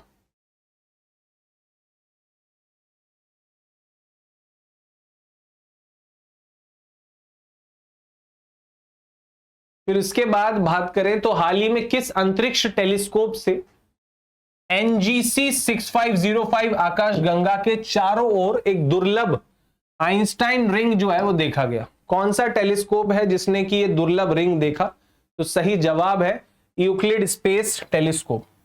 Euclid space telescope option number C जो है इसका करेक्ट आंसर है ना। और ये जो है बेसिकली यूरोपियन स्पेस एजेंसी का टेलीस्कोप है जिसने की नई जो है वो जो बेसिकली जो आकाशगंगा है 6505 आकाशगंगा, उसके चारों ओर जो है एक आइंस्टाइन रिंग जो है, दुर्लभ रिंग जो है वो देखा है।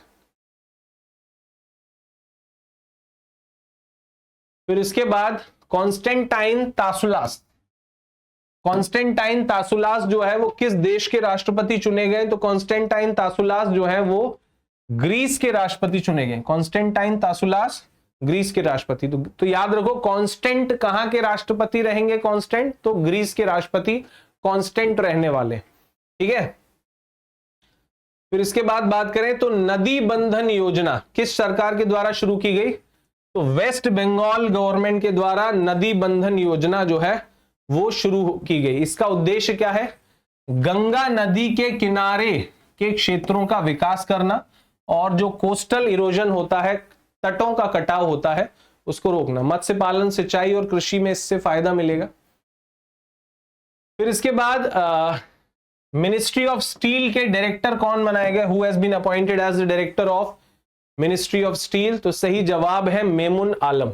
मेमुन आलम को जो है मिनिस्ट्री ऑफ स्टील का डायरेक्टर बनाया गया। मिनिस्ट्री ऑफ स्टील का डायरेक्टर बनाया गया किसको? मेमुन आलम को बनाया गया, ठीक है। फिर आगे बात करते हैं दोस्तों, भारत ने हाल ही में किस देश के साथ सैन्य अभ्यास साइक्लोन का आयोजन किया? तो सैन्य अभ्यास साइक्लोन का आयोजन किस देश के साथ किया गया? तो भैया मिस्र के साथ। मिस्र के साथ सैन्य अभ्यास साइक्लोन का आयोजन किया गया, इजिप्ट के साथ, है ना। आपसे पूछा जाए कि भैया ये जो साइक्लोन आयोजित हुआ इजिप्ट के साथ, ये कौन सा संस्करण था? तो आप बोलो कि भैया it was a third edition, 14 दिन का था, थर्ड एडिशन था, भारत और मिस्र के बीच हुआ और ये राजस्थान में आयोजित हुआ। मिस्र बोले तो Egypt.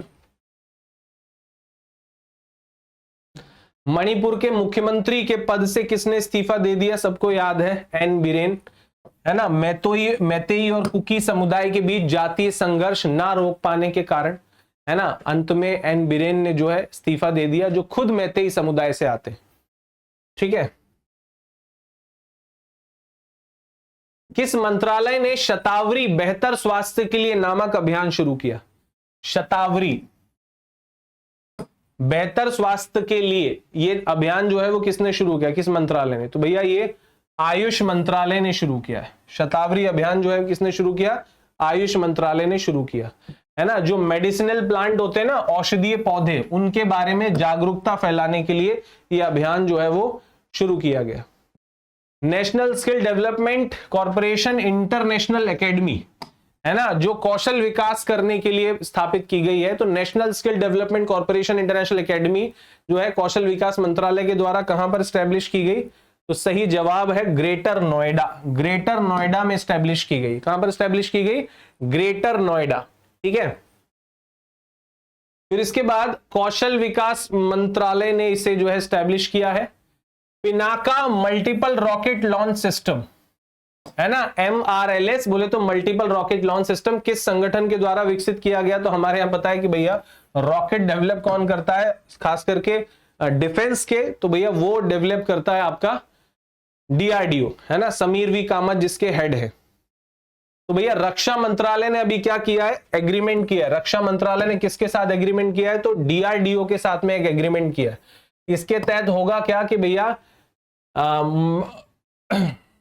Multi rocket launch system जो है, इसके लिए गोला बारूद के लिए, इसके गोला बारूद के लिए 10,147 करोड़ रुपए का सौदा जो है रक्षा मंत्रालय ने किसके साथ किया है, तो DRDO के साथ किया है। DRDO के armament research and development establishment बोले तो ARD, इसके साथ में जो है बेसिकली समझौता हुआ है। पिनाका रॉकेट की बात करें तो शिवजी के धनुष के नाम पर इसका नाम है, और 60 से 75 किलोमीटर की दूरी तक ये लक्ष्य को भेद सकता है। RBI द्वारा किन दो शहरी बैंकों को, RBI द्वारा किन दो शहरी बैंकों को आपस में विलय करने की मंजूरी दी गई है, तो सही जवाब जो है वो है आपका बेसिकली दो बैंक है, एक तो ट्विन सिटीज, एक तो मतलब ये कि बेसिकली ऑप्शन नंबर A और B दोनों है। Twin cities cooperative urban bank, है ना, के साथ में विलय होगा क्रांति कोऑपरेटिव अर्बन बैंक का, और फिर उसके बाद नवनिर्माण कोऑपरेटिव बैंक के साथ राजधानी कोऑपरेटिव अर्बन बैंक, इनको जो है बेसिकली मंजूरी दी गई है मर्जर्स की, विलय की।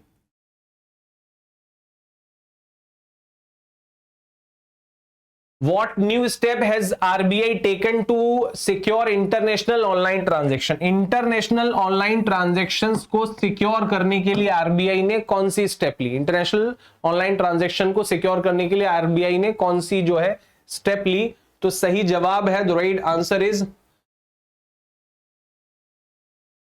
एडिशनल फैक्टर ऑथेंटिकेशन, AFA बोला जाता है, एडिशनल फैक्टर ऑथेंटिकेशन, है ना, अतिरिक्त फैक्टर ऑथेंटिकेशन। इसमें क्या होगा, OTP वगैरह जो है वेरीफाई किया जाएगा, है ना। बेसिकली इसके तहत बायोमेट्रिक और OTP जैसा सत्यापन जो है वो यहां पर किया जाएगा इंटरनेशनल डिजिटल ट्रांजैक्शंस के लिए, है ना।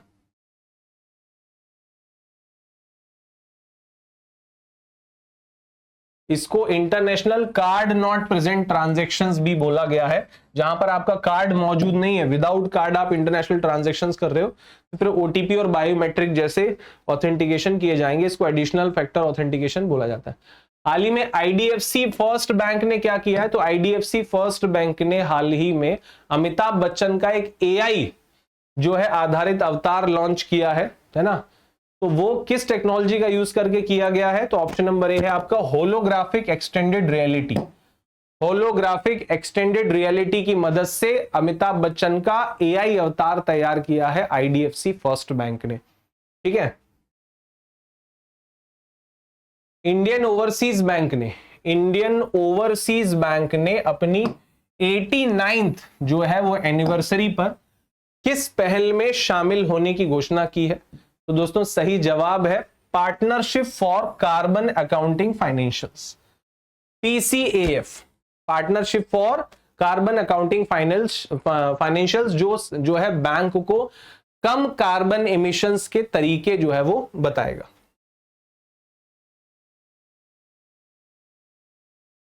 अनाउंसमेंट ये भी हुआ कि भैया 0 टैक्स लगेगा बिजनेस पर अगर उनका कारोबार या टर्नओवर जो है वो 2 करोड़ रुपए तक है। 2 करोड़ रुपए तक के कारोबार वाले जो व्यापार या बिजनेस इकाइयां हैं उन पर कोई भी टैक्स जो है वो नहीं लगेगा। सृजनम, ये भारत का पहला स्वदेशी automated biomedical waste treatment plant है, indigenous automated biomedical waste treatment plant है, जिसका नाम क्या है, सृजनम। क्या नाम है इसका, सृजनम। तो ये सृजनम नाम का जो बायोमेडिकल प्लांट है ना, ये जो है बेसिकली किसने, तो डॉक्टर जितेंद्र सिंह के द्वारा जो है बेसिकली इसका उद्घाटन किया गया। नाम इसका सृजनन है, ये बायोमेडिकल वेस्ट प्लांट है, ये है ना, ऑटोमेटेड। नई दिल्ली में, एम्स न्यू दिल्ली में इसको लॉन्च किया गया। एम्स न्यू दिल्ली में सृजनम को लॉन्च किया गया है ना, बायोमेडिकल वेस्ट मैनेजमेंट प्लांट है ये। मध्य प्रदेश में लाडली बहनों को जो है 3,000 रुपए दिए जाएंगे, ऐसी भविष्यवाणी नहीं, ऐसी घोषणा की है। हालांकि इमीडिएट बेसिस पर अभी नहीं होगी, पर कुछ समय के बाद जो है बढ़ाकर इसे 3,000 रुपए तक ले जाया जाएगा, ऐसा मोहन यादव ने बोला है, सीएम है मध्य प्रदेश के। डोनेट ऑर्गन सेव लाइव्स, ये किसने शुरू किया भैया? तो डोनेट ऑर्गन सेव लाइव्स जो है वो आईसीसी के द्वारा शुरू किया गया, इंटरनेशनल क्रिकेट काउंसिल के द्वारा शुरू किया गया डोनेट ऑर्गन सेव लाइव्स, है ना। अहमदाबाद में शुरुआत हुई थी इसकी, जब भारत और इंग्लैंड आपस में वनडे मैच खेल रहे थे, है ना। Donate organ save lives. Olympic e sports games, Olympic e sports games 2027 का आयोजन कहां किया गया? तो ओलंपिक ई स्पोर्ट्स गेम्स 2027 का जो आयोजन है वो रियाद में किया गया। कहां पर किया गया भैया? रियाद में किया गया, ध्यान रखेंगे। फिर इसके बाद बात करें तो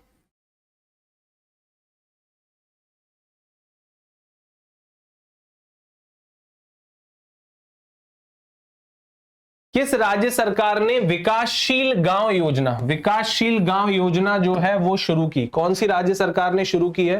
तो ये विकासशील गांव योजना जो है वो उड़ीसा गवर्नमेंट के द्वारा शुरू की गई। किसके द्वारा? उड़ीसा गवर्नमेंट के द्वारा शुरू की गई दोस्तों।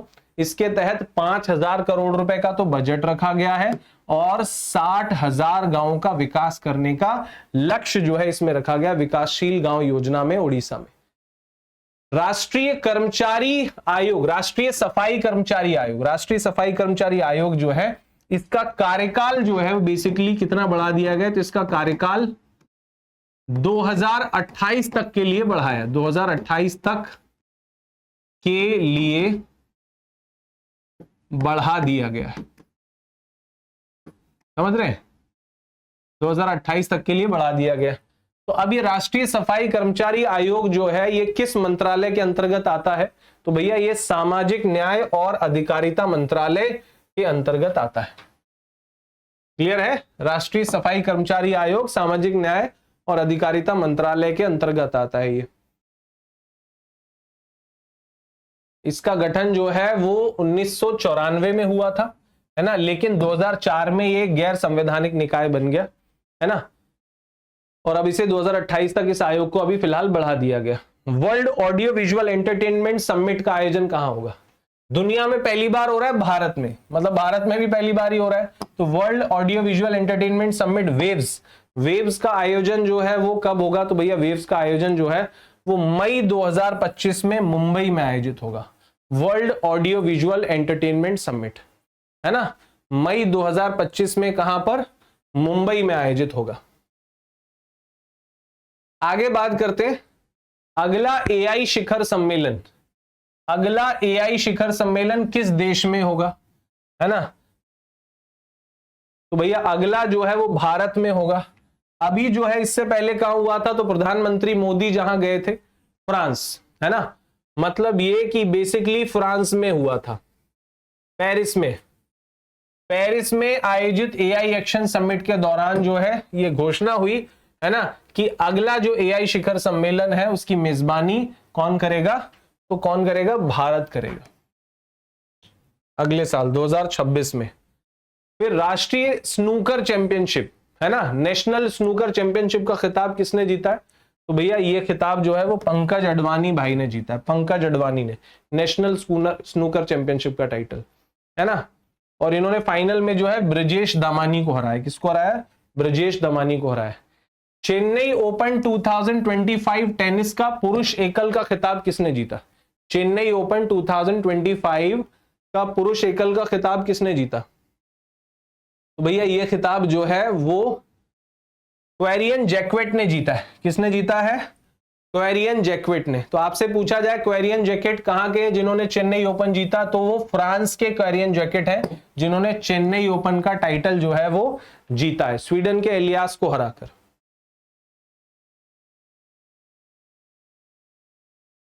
करप्शन इंडेक्स जो है उसमें भारत जो है वो कौन से नंबर पर रहा, तो 96th पोजीशन पर रहा, 96वें नंबर पर रहा। 2023 में जो हमारी रैंक थी वो 93 थी। अब हम थोड़े से और करप्ट हो गए हैं और 93rd पोजीशन पर आ गए, है ना। अगर पड़ोसी देशों की बात करें तो चाइना कम करप्ट है भाई, 76 पोजीशन पर है। पाकिस्तान 135वें पर है, इसको और पीछे होना चाहिए था। श्रीलंका जो है वो 121वें पर है। बांग्लादेश 149वें पर है। सबसे भ्रष्ट देश जो है साउथ सुडान है, जो 180वें नंबर पर है। सबसे भ्रष्ट देश कौन सा है, साउथ सुडान, 180वें नंबर पर है।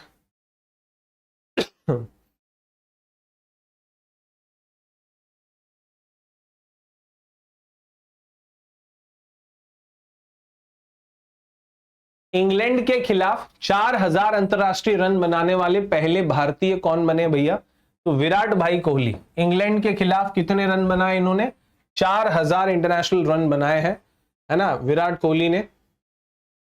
फरवरी 2025 में भारतीय सेना और भारतीय वायुसेना द्वारा आयोजित संयुक्त हवाई अभ्यास का नाम क्या है, तो भैया हमारी जो आर्मी और एयरफोर्स दोनों ने जो संयुक्त अभ्यास किया उसका नाम था विंड रेडर्स। क्या नाम था, wind readers, excise wind readers. ये आर्मी और एयरफोर्स दोनों ने मिलकर आयोजित किया। और आपसे अगर कोई पूछे कि भैया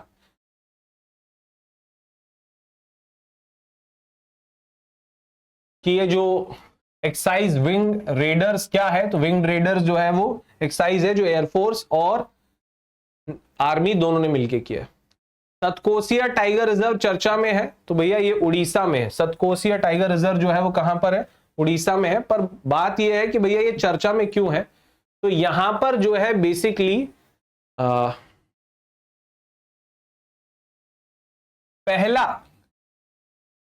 कैप्टिव ब्रीडिंग सेंटर जो है वो खोला जाएगा, है ना, उड़ीसा में, सांबर का है ना, सांबर का जो है प्रजनन केंद्र यहां पर स्थापित किया जाएगा। सांबर जो कि एक हिरण की प्रजाति होती है, क्लियर है।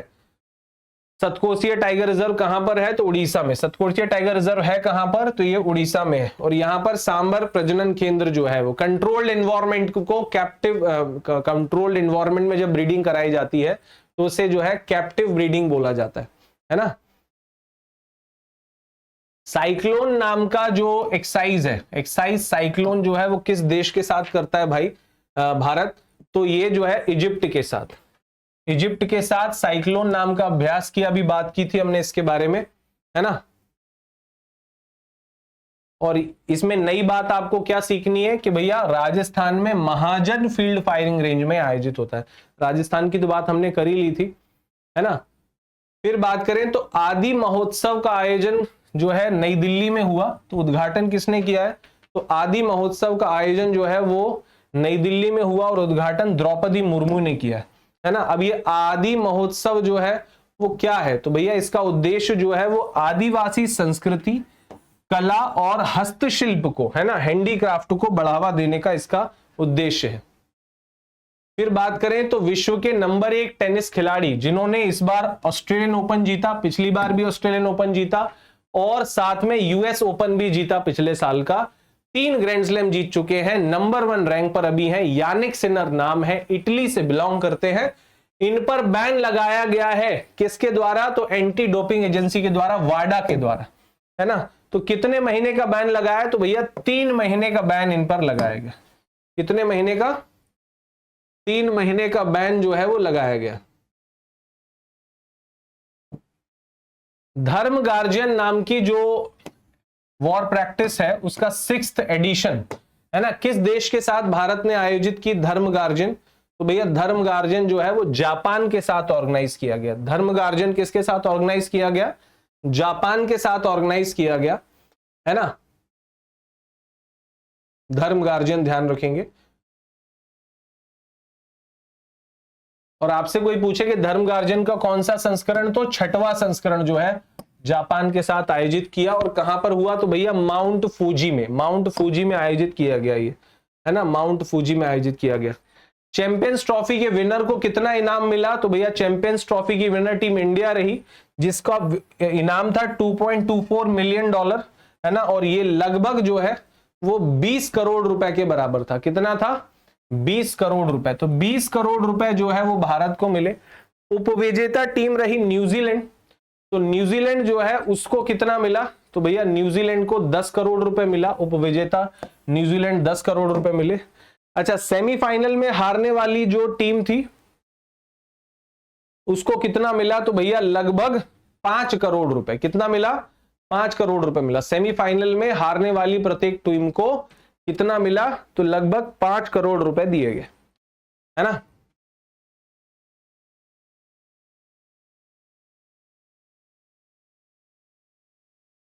₹5.5 करोड़ रुपए। फिर इसके बाद BrahMos next generation missile Bharat किसके साथ मिलकर प्रोड्यूस करेगा? तो ब्रह्मोस की नेक्स्ट जनरेशन मिसाइल भी भारत रशिया के साथ मिलकर ही प्रोड्यूस करेगा, क्योंकि ब्रह्मोस जो है इंडिया और रशिया का जो है ज्वाइंट वेंचर है, प्रोजेक्ट है ये। और नई जो ब्रह्मोस है वो थोड़ी हल्की हो जाएगी, है ना। लंबाई 9 मीटर की जगह 6 मीटर हो जाएगी, है ना। और वजन 3 टन की जगह 1.6 टन हो जाएगा, ठीक है। 290 किलोमीटर इसकी रेंज बनी रहेगी, है ना। और स्पीड जो है 3.5 मैक रहेगी।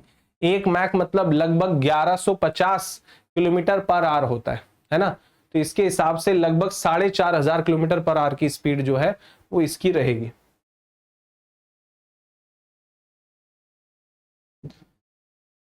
ANRF मतलब अनुसंधान राष्ट्रीय रिसर्च फाउंडेशन, ANRF, है ना।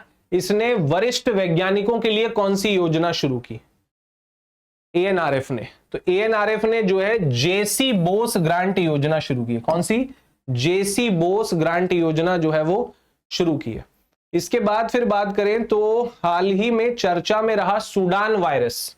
हाल ही में चर्चा में रहा सूडान वायरस जो है वो किस तरह का वायरस है ये? तो चर्चा में रहा जो सूडान वायरस है भाई साहब, ये बेसिकली एक रक्तस्रावी, है ना, ब्लड निकलने वाला जो है ये बेसिकली बुखार है ना, हीमोरेजिक फीवर है ये, है ना। और ये सूडान में पहली बार मिला था 1976 में, है ना। 1976 में सूडान में पहचाना गया, इसलिए इसको सूडान वायरस डिसीज जो है वो बोला जाता है। हालांकि लक्षण इसके वैसे ही है, तेज बुखार, थकान, है ना, गले में खराश, उल्टी, डायरिया, त्वचा पर लाल चकत्ते बन जाते हैं, फिर उनमें से रक्तस्राव भी होता है ना।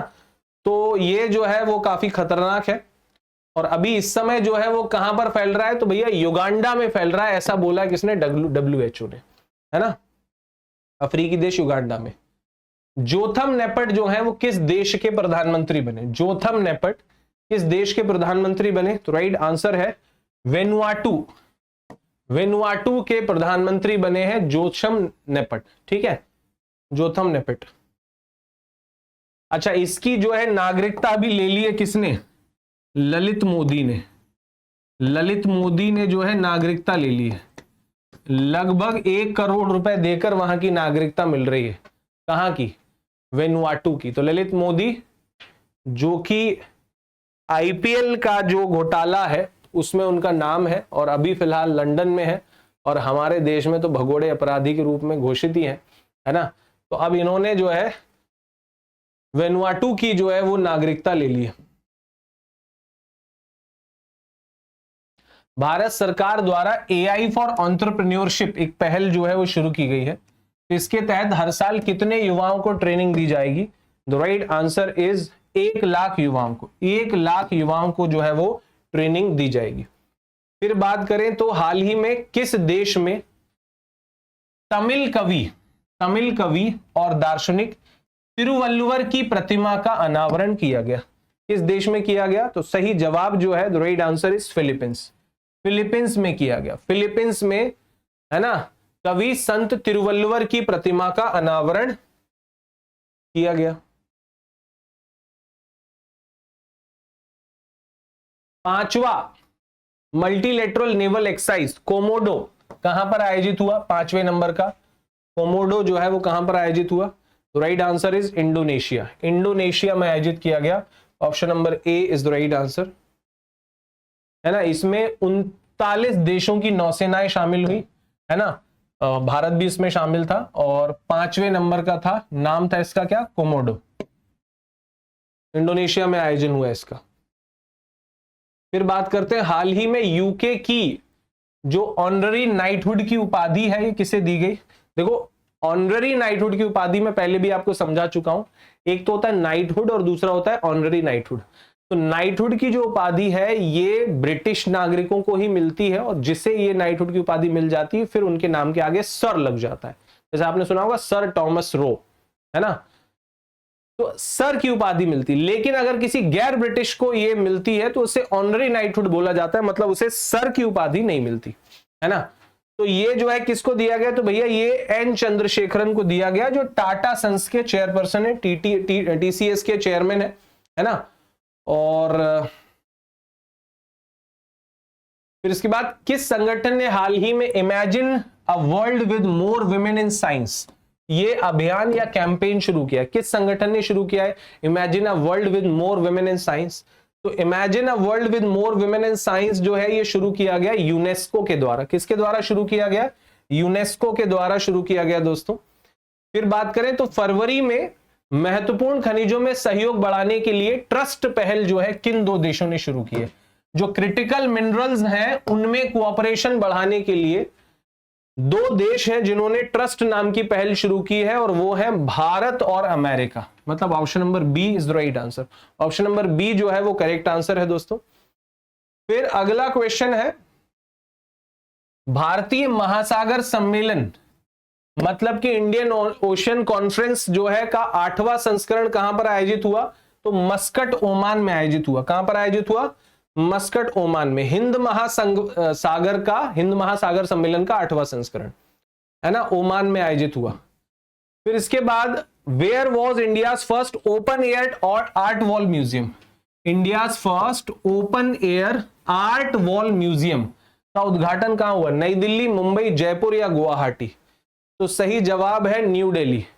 न्यू दिल्ली में जो है इसका उद्घाटन हुआ है, open air art wall museum. और ये कहां पर उद्घाटन हुआ है? तो भैया ये जो है वो बेसिकली मौसम भवन में इसका उद्घाटन हुआ है। कहां पर? मौसम भवन। मौसम भवन कहां? नई दिल्ली में, है ना। मौसम विभाग का हेडक्वार्टर है मौसम भवन, और भारतीय मौसम विभाग की 150वीं वर्षगांठ के अवसर पर 1850 में स्थापित हुआ था, 1875 में स्थापित हुआ था भारतीय मौसम विभाग। तब उसके 150 साल पूरे हो चुके हैं। इस अवसर पर यह स्थापित किया गया, है ना, art wall museum, open air art wall museum, मौसम भवन नई दिल्ली में।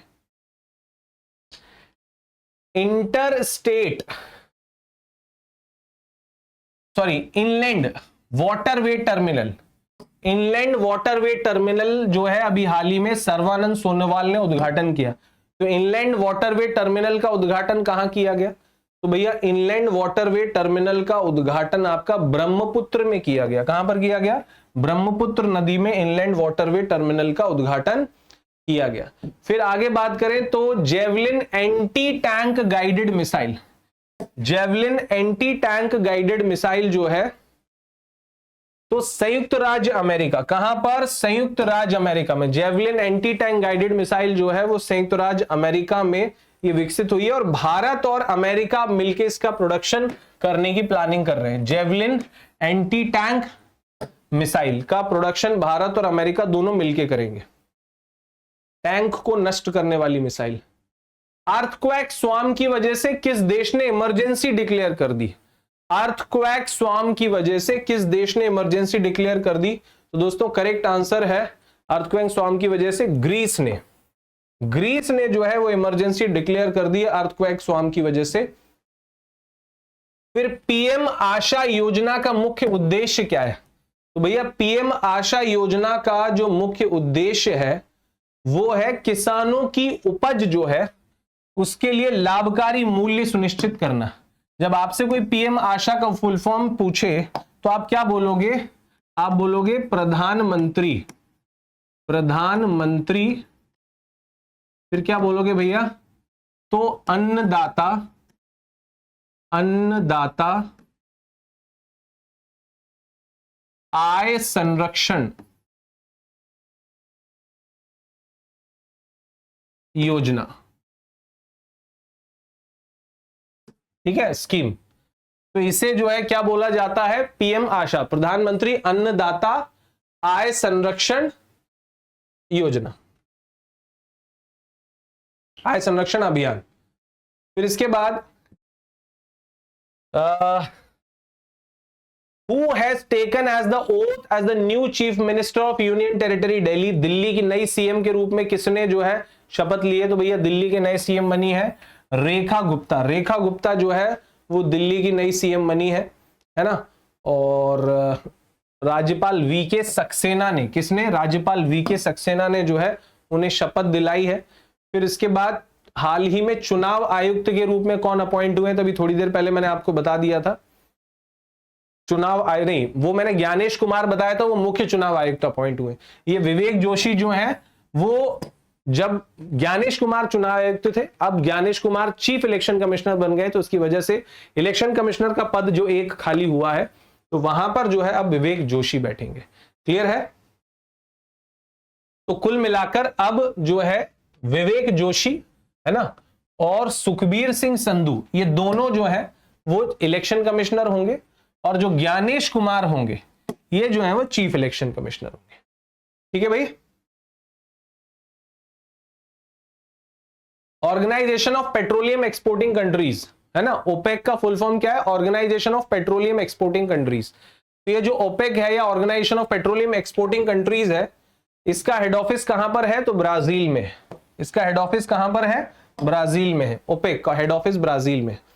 फिर आगे बात करते हैं 78th बाफ्टा अवार्ड्स, 78वें बाफ्टा अवार्ड्स 2025 में जो है सर्वश्रेष्ठ फिल्म का पुरस्कार किसने जीता? तो 78वें बाफ्टा अवार्ड्स में जो सर्वश्रेष्ठ फिल्म का अवार्ड है वो कॉन्क्लेव नाम की मूवी ने जीता है।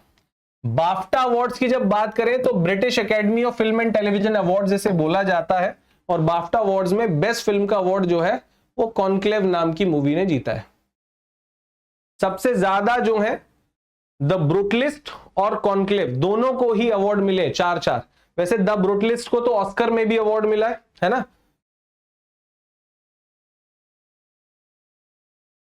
The new icon Savarkar and the facts, ये बुक किसने लिखी है? The new icon Savarkar and the facts, ये बुक अरुण शौरी ने लिखी। किसने लिखी है?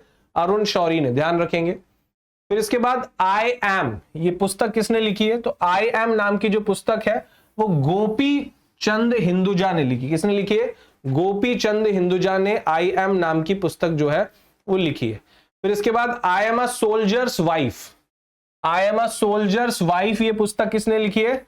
तो गीतिका लिडर, गीतिका लिडर ने लिखी है I am a soldiers wife. अच्छा, गीतिका लिडर है कौन?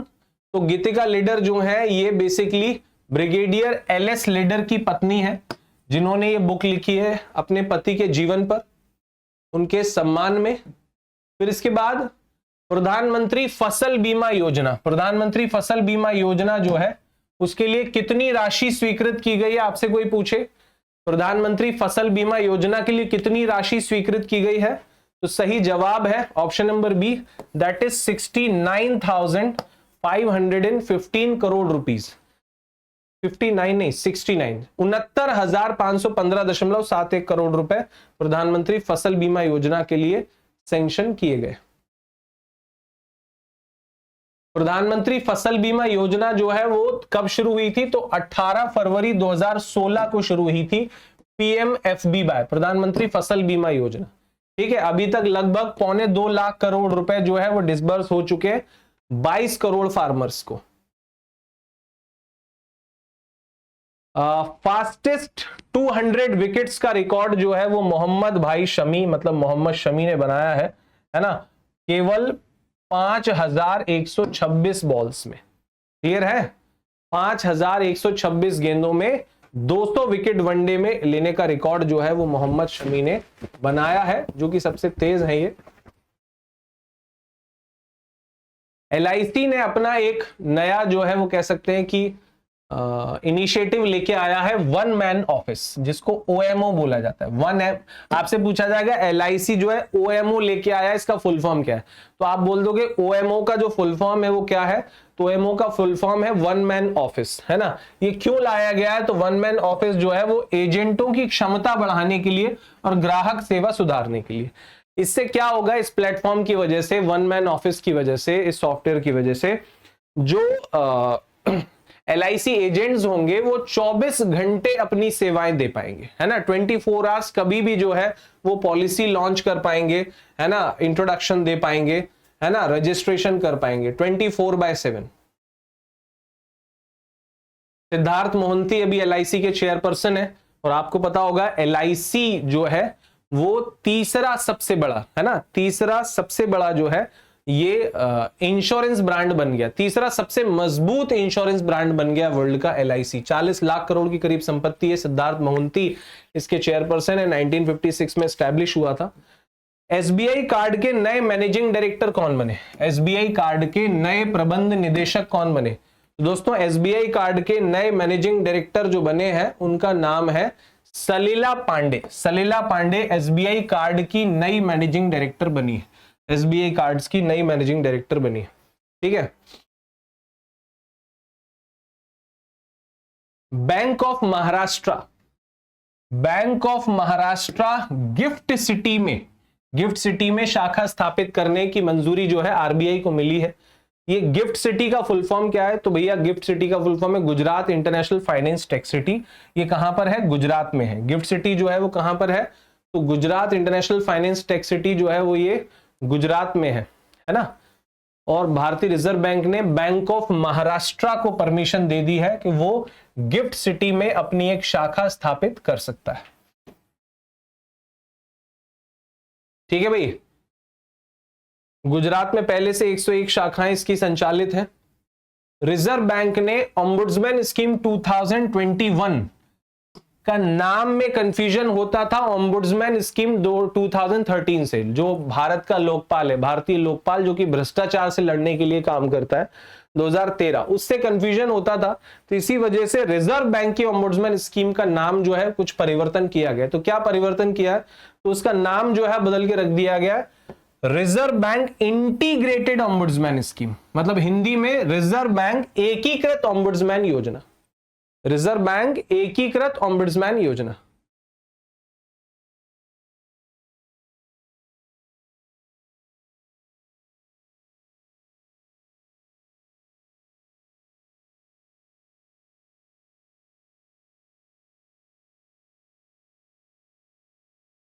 चलिए अब आगे बात करते। सेबी ने हाल ही में कौन सा नया पोर्टल लॉन्च किया है? सेबी ने हाल ही में कौन सा नया पोर्टल लॉन्च किया है? तो सेबी ने हाल ही में RPT पोर्टल लॉन्च किया। बोले तो related party transactions, related party transactions, ये नया पोर्टल शुरू किया है, सेबी ने शुरू किया है। किसने शुरू किया है? सेबी ने। इन्वेस्टर्स के बीच ट्रांसपेरेंसी आएगी, है ना, और इन्वेस्टर्स को ट्रांसपेरेंसी मिलेगी और सिक्योरिटी और सुरक्षा भी जो है वो बढ़ेगी, है ना। और कंपनियों की समय समय पर जो है वो सटीक रिपोर्टिंग जो है बेसिकली कंपनियों को करना होगा इसके लिए, है ना, इस पोर्टल पर। रिलेटेड पार्टी ट्रांजैक्शंस, है ना, RPT पोर्टल पर जो है तो निवेशकों को जो है ट्रांसपेरेंट इंफॉर्मेशन कंपनी के बारे में मिलती रहेगी समय समय पर कि भाई शेयर मार्केट में उस कंपनी का हाल क्या है, ठीक है।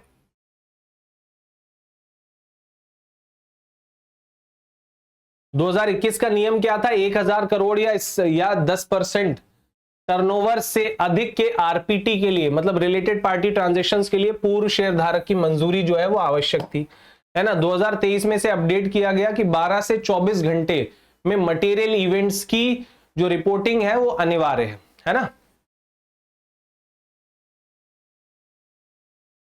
अब बात करते हैं फिच रेटिंग्स के हिसाब से भारतीय बैंकों की जो है शुद्ध ब्याज मार्जिन, मतलब कि नेट इंटरेस्ट मार्जिन जो है वो फाइनेंशियल ईयर 2026 में कितने बेसिस पॉइंट घट जाएगी? तो ये 10 बेसिस पॉइंट घट जाएगी। अब 10 बेसिस पॉइंट कितना होता है? 0.1%। जो इंटरेस्ट का मार्जिन है जो बैंक कमा रहे हैं वो 0.1% घट जाएगा, ठीक है। क्यों? क्योंकि भैया रेपो रेट जो है वो कम कर दिया RBI ने। AU स्मॉल फाइनेंस बैंक को मंजूरी मिल गई है RBI की, है ना, किस बैंक में अपनी हिस्सेदारी को 1.37% से बढ़ाकर 7% तक करने की। AU स्मॉल फाइनेंस बैंक में, AU स्मॉल फाइनेंस बैंक में अपनी हिस्सेदारी कौन सी कंपनी अब बढ़ा सकती? किस कंपनी को RBI ने अलाउ कर दिया कि भैया AU स्मॉल फाइनेंस बैंक में आप 1.3% से बढ़ाकर 7% की हिस्सेदारी कर लो? तो वो है भैया आपकी क्या? टीमसेक होल्डिंग्स। टीमसेक होल्डिंग्स, कर्नाटका बैंक के 100 वर्ष पूरे हो गए, है ना। 100वीं वर्षगांठ मनाई गई 18 फरवरी 2000 जो है बेसिकली 24 को, है ना। और नए उत्पाद भी जो है वो लॉन्च किए गए थे, है ना। बेसिकली ध्यान रखेंगे, मुझे 25 कहना चाहिए, 25 ठीक है।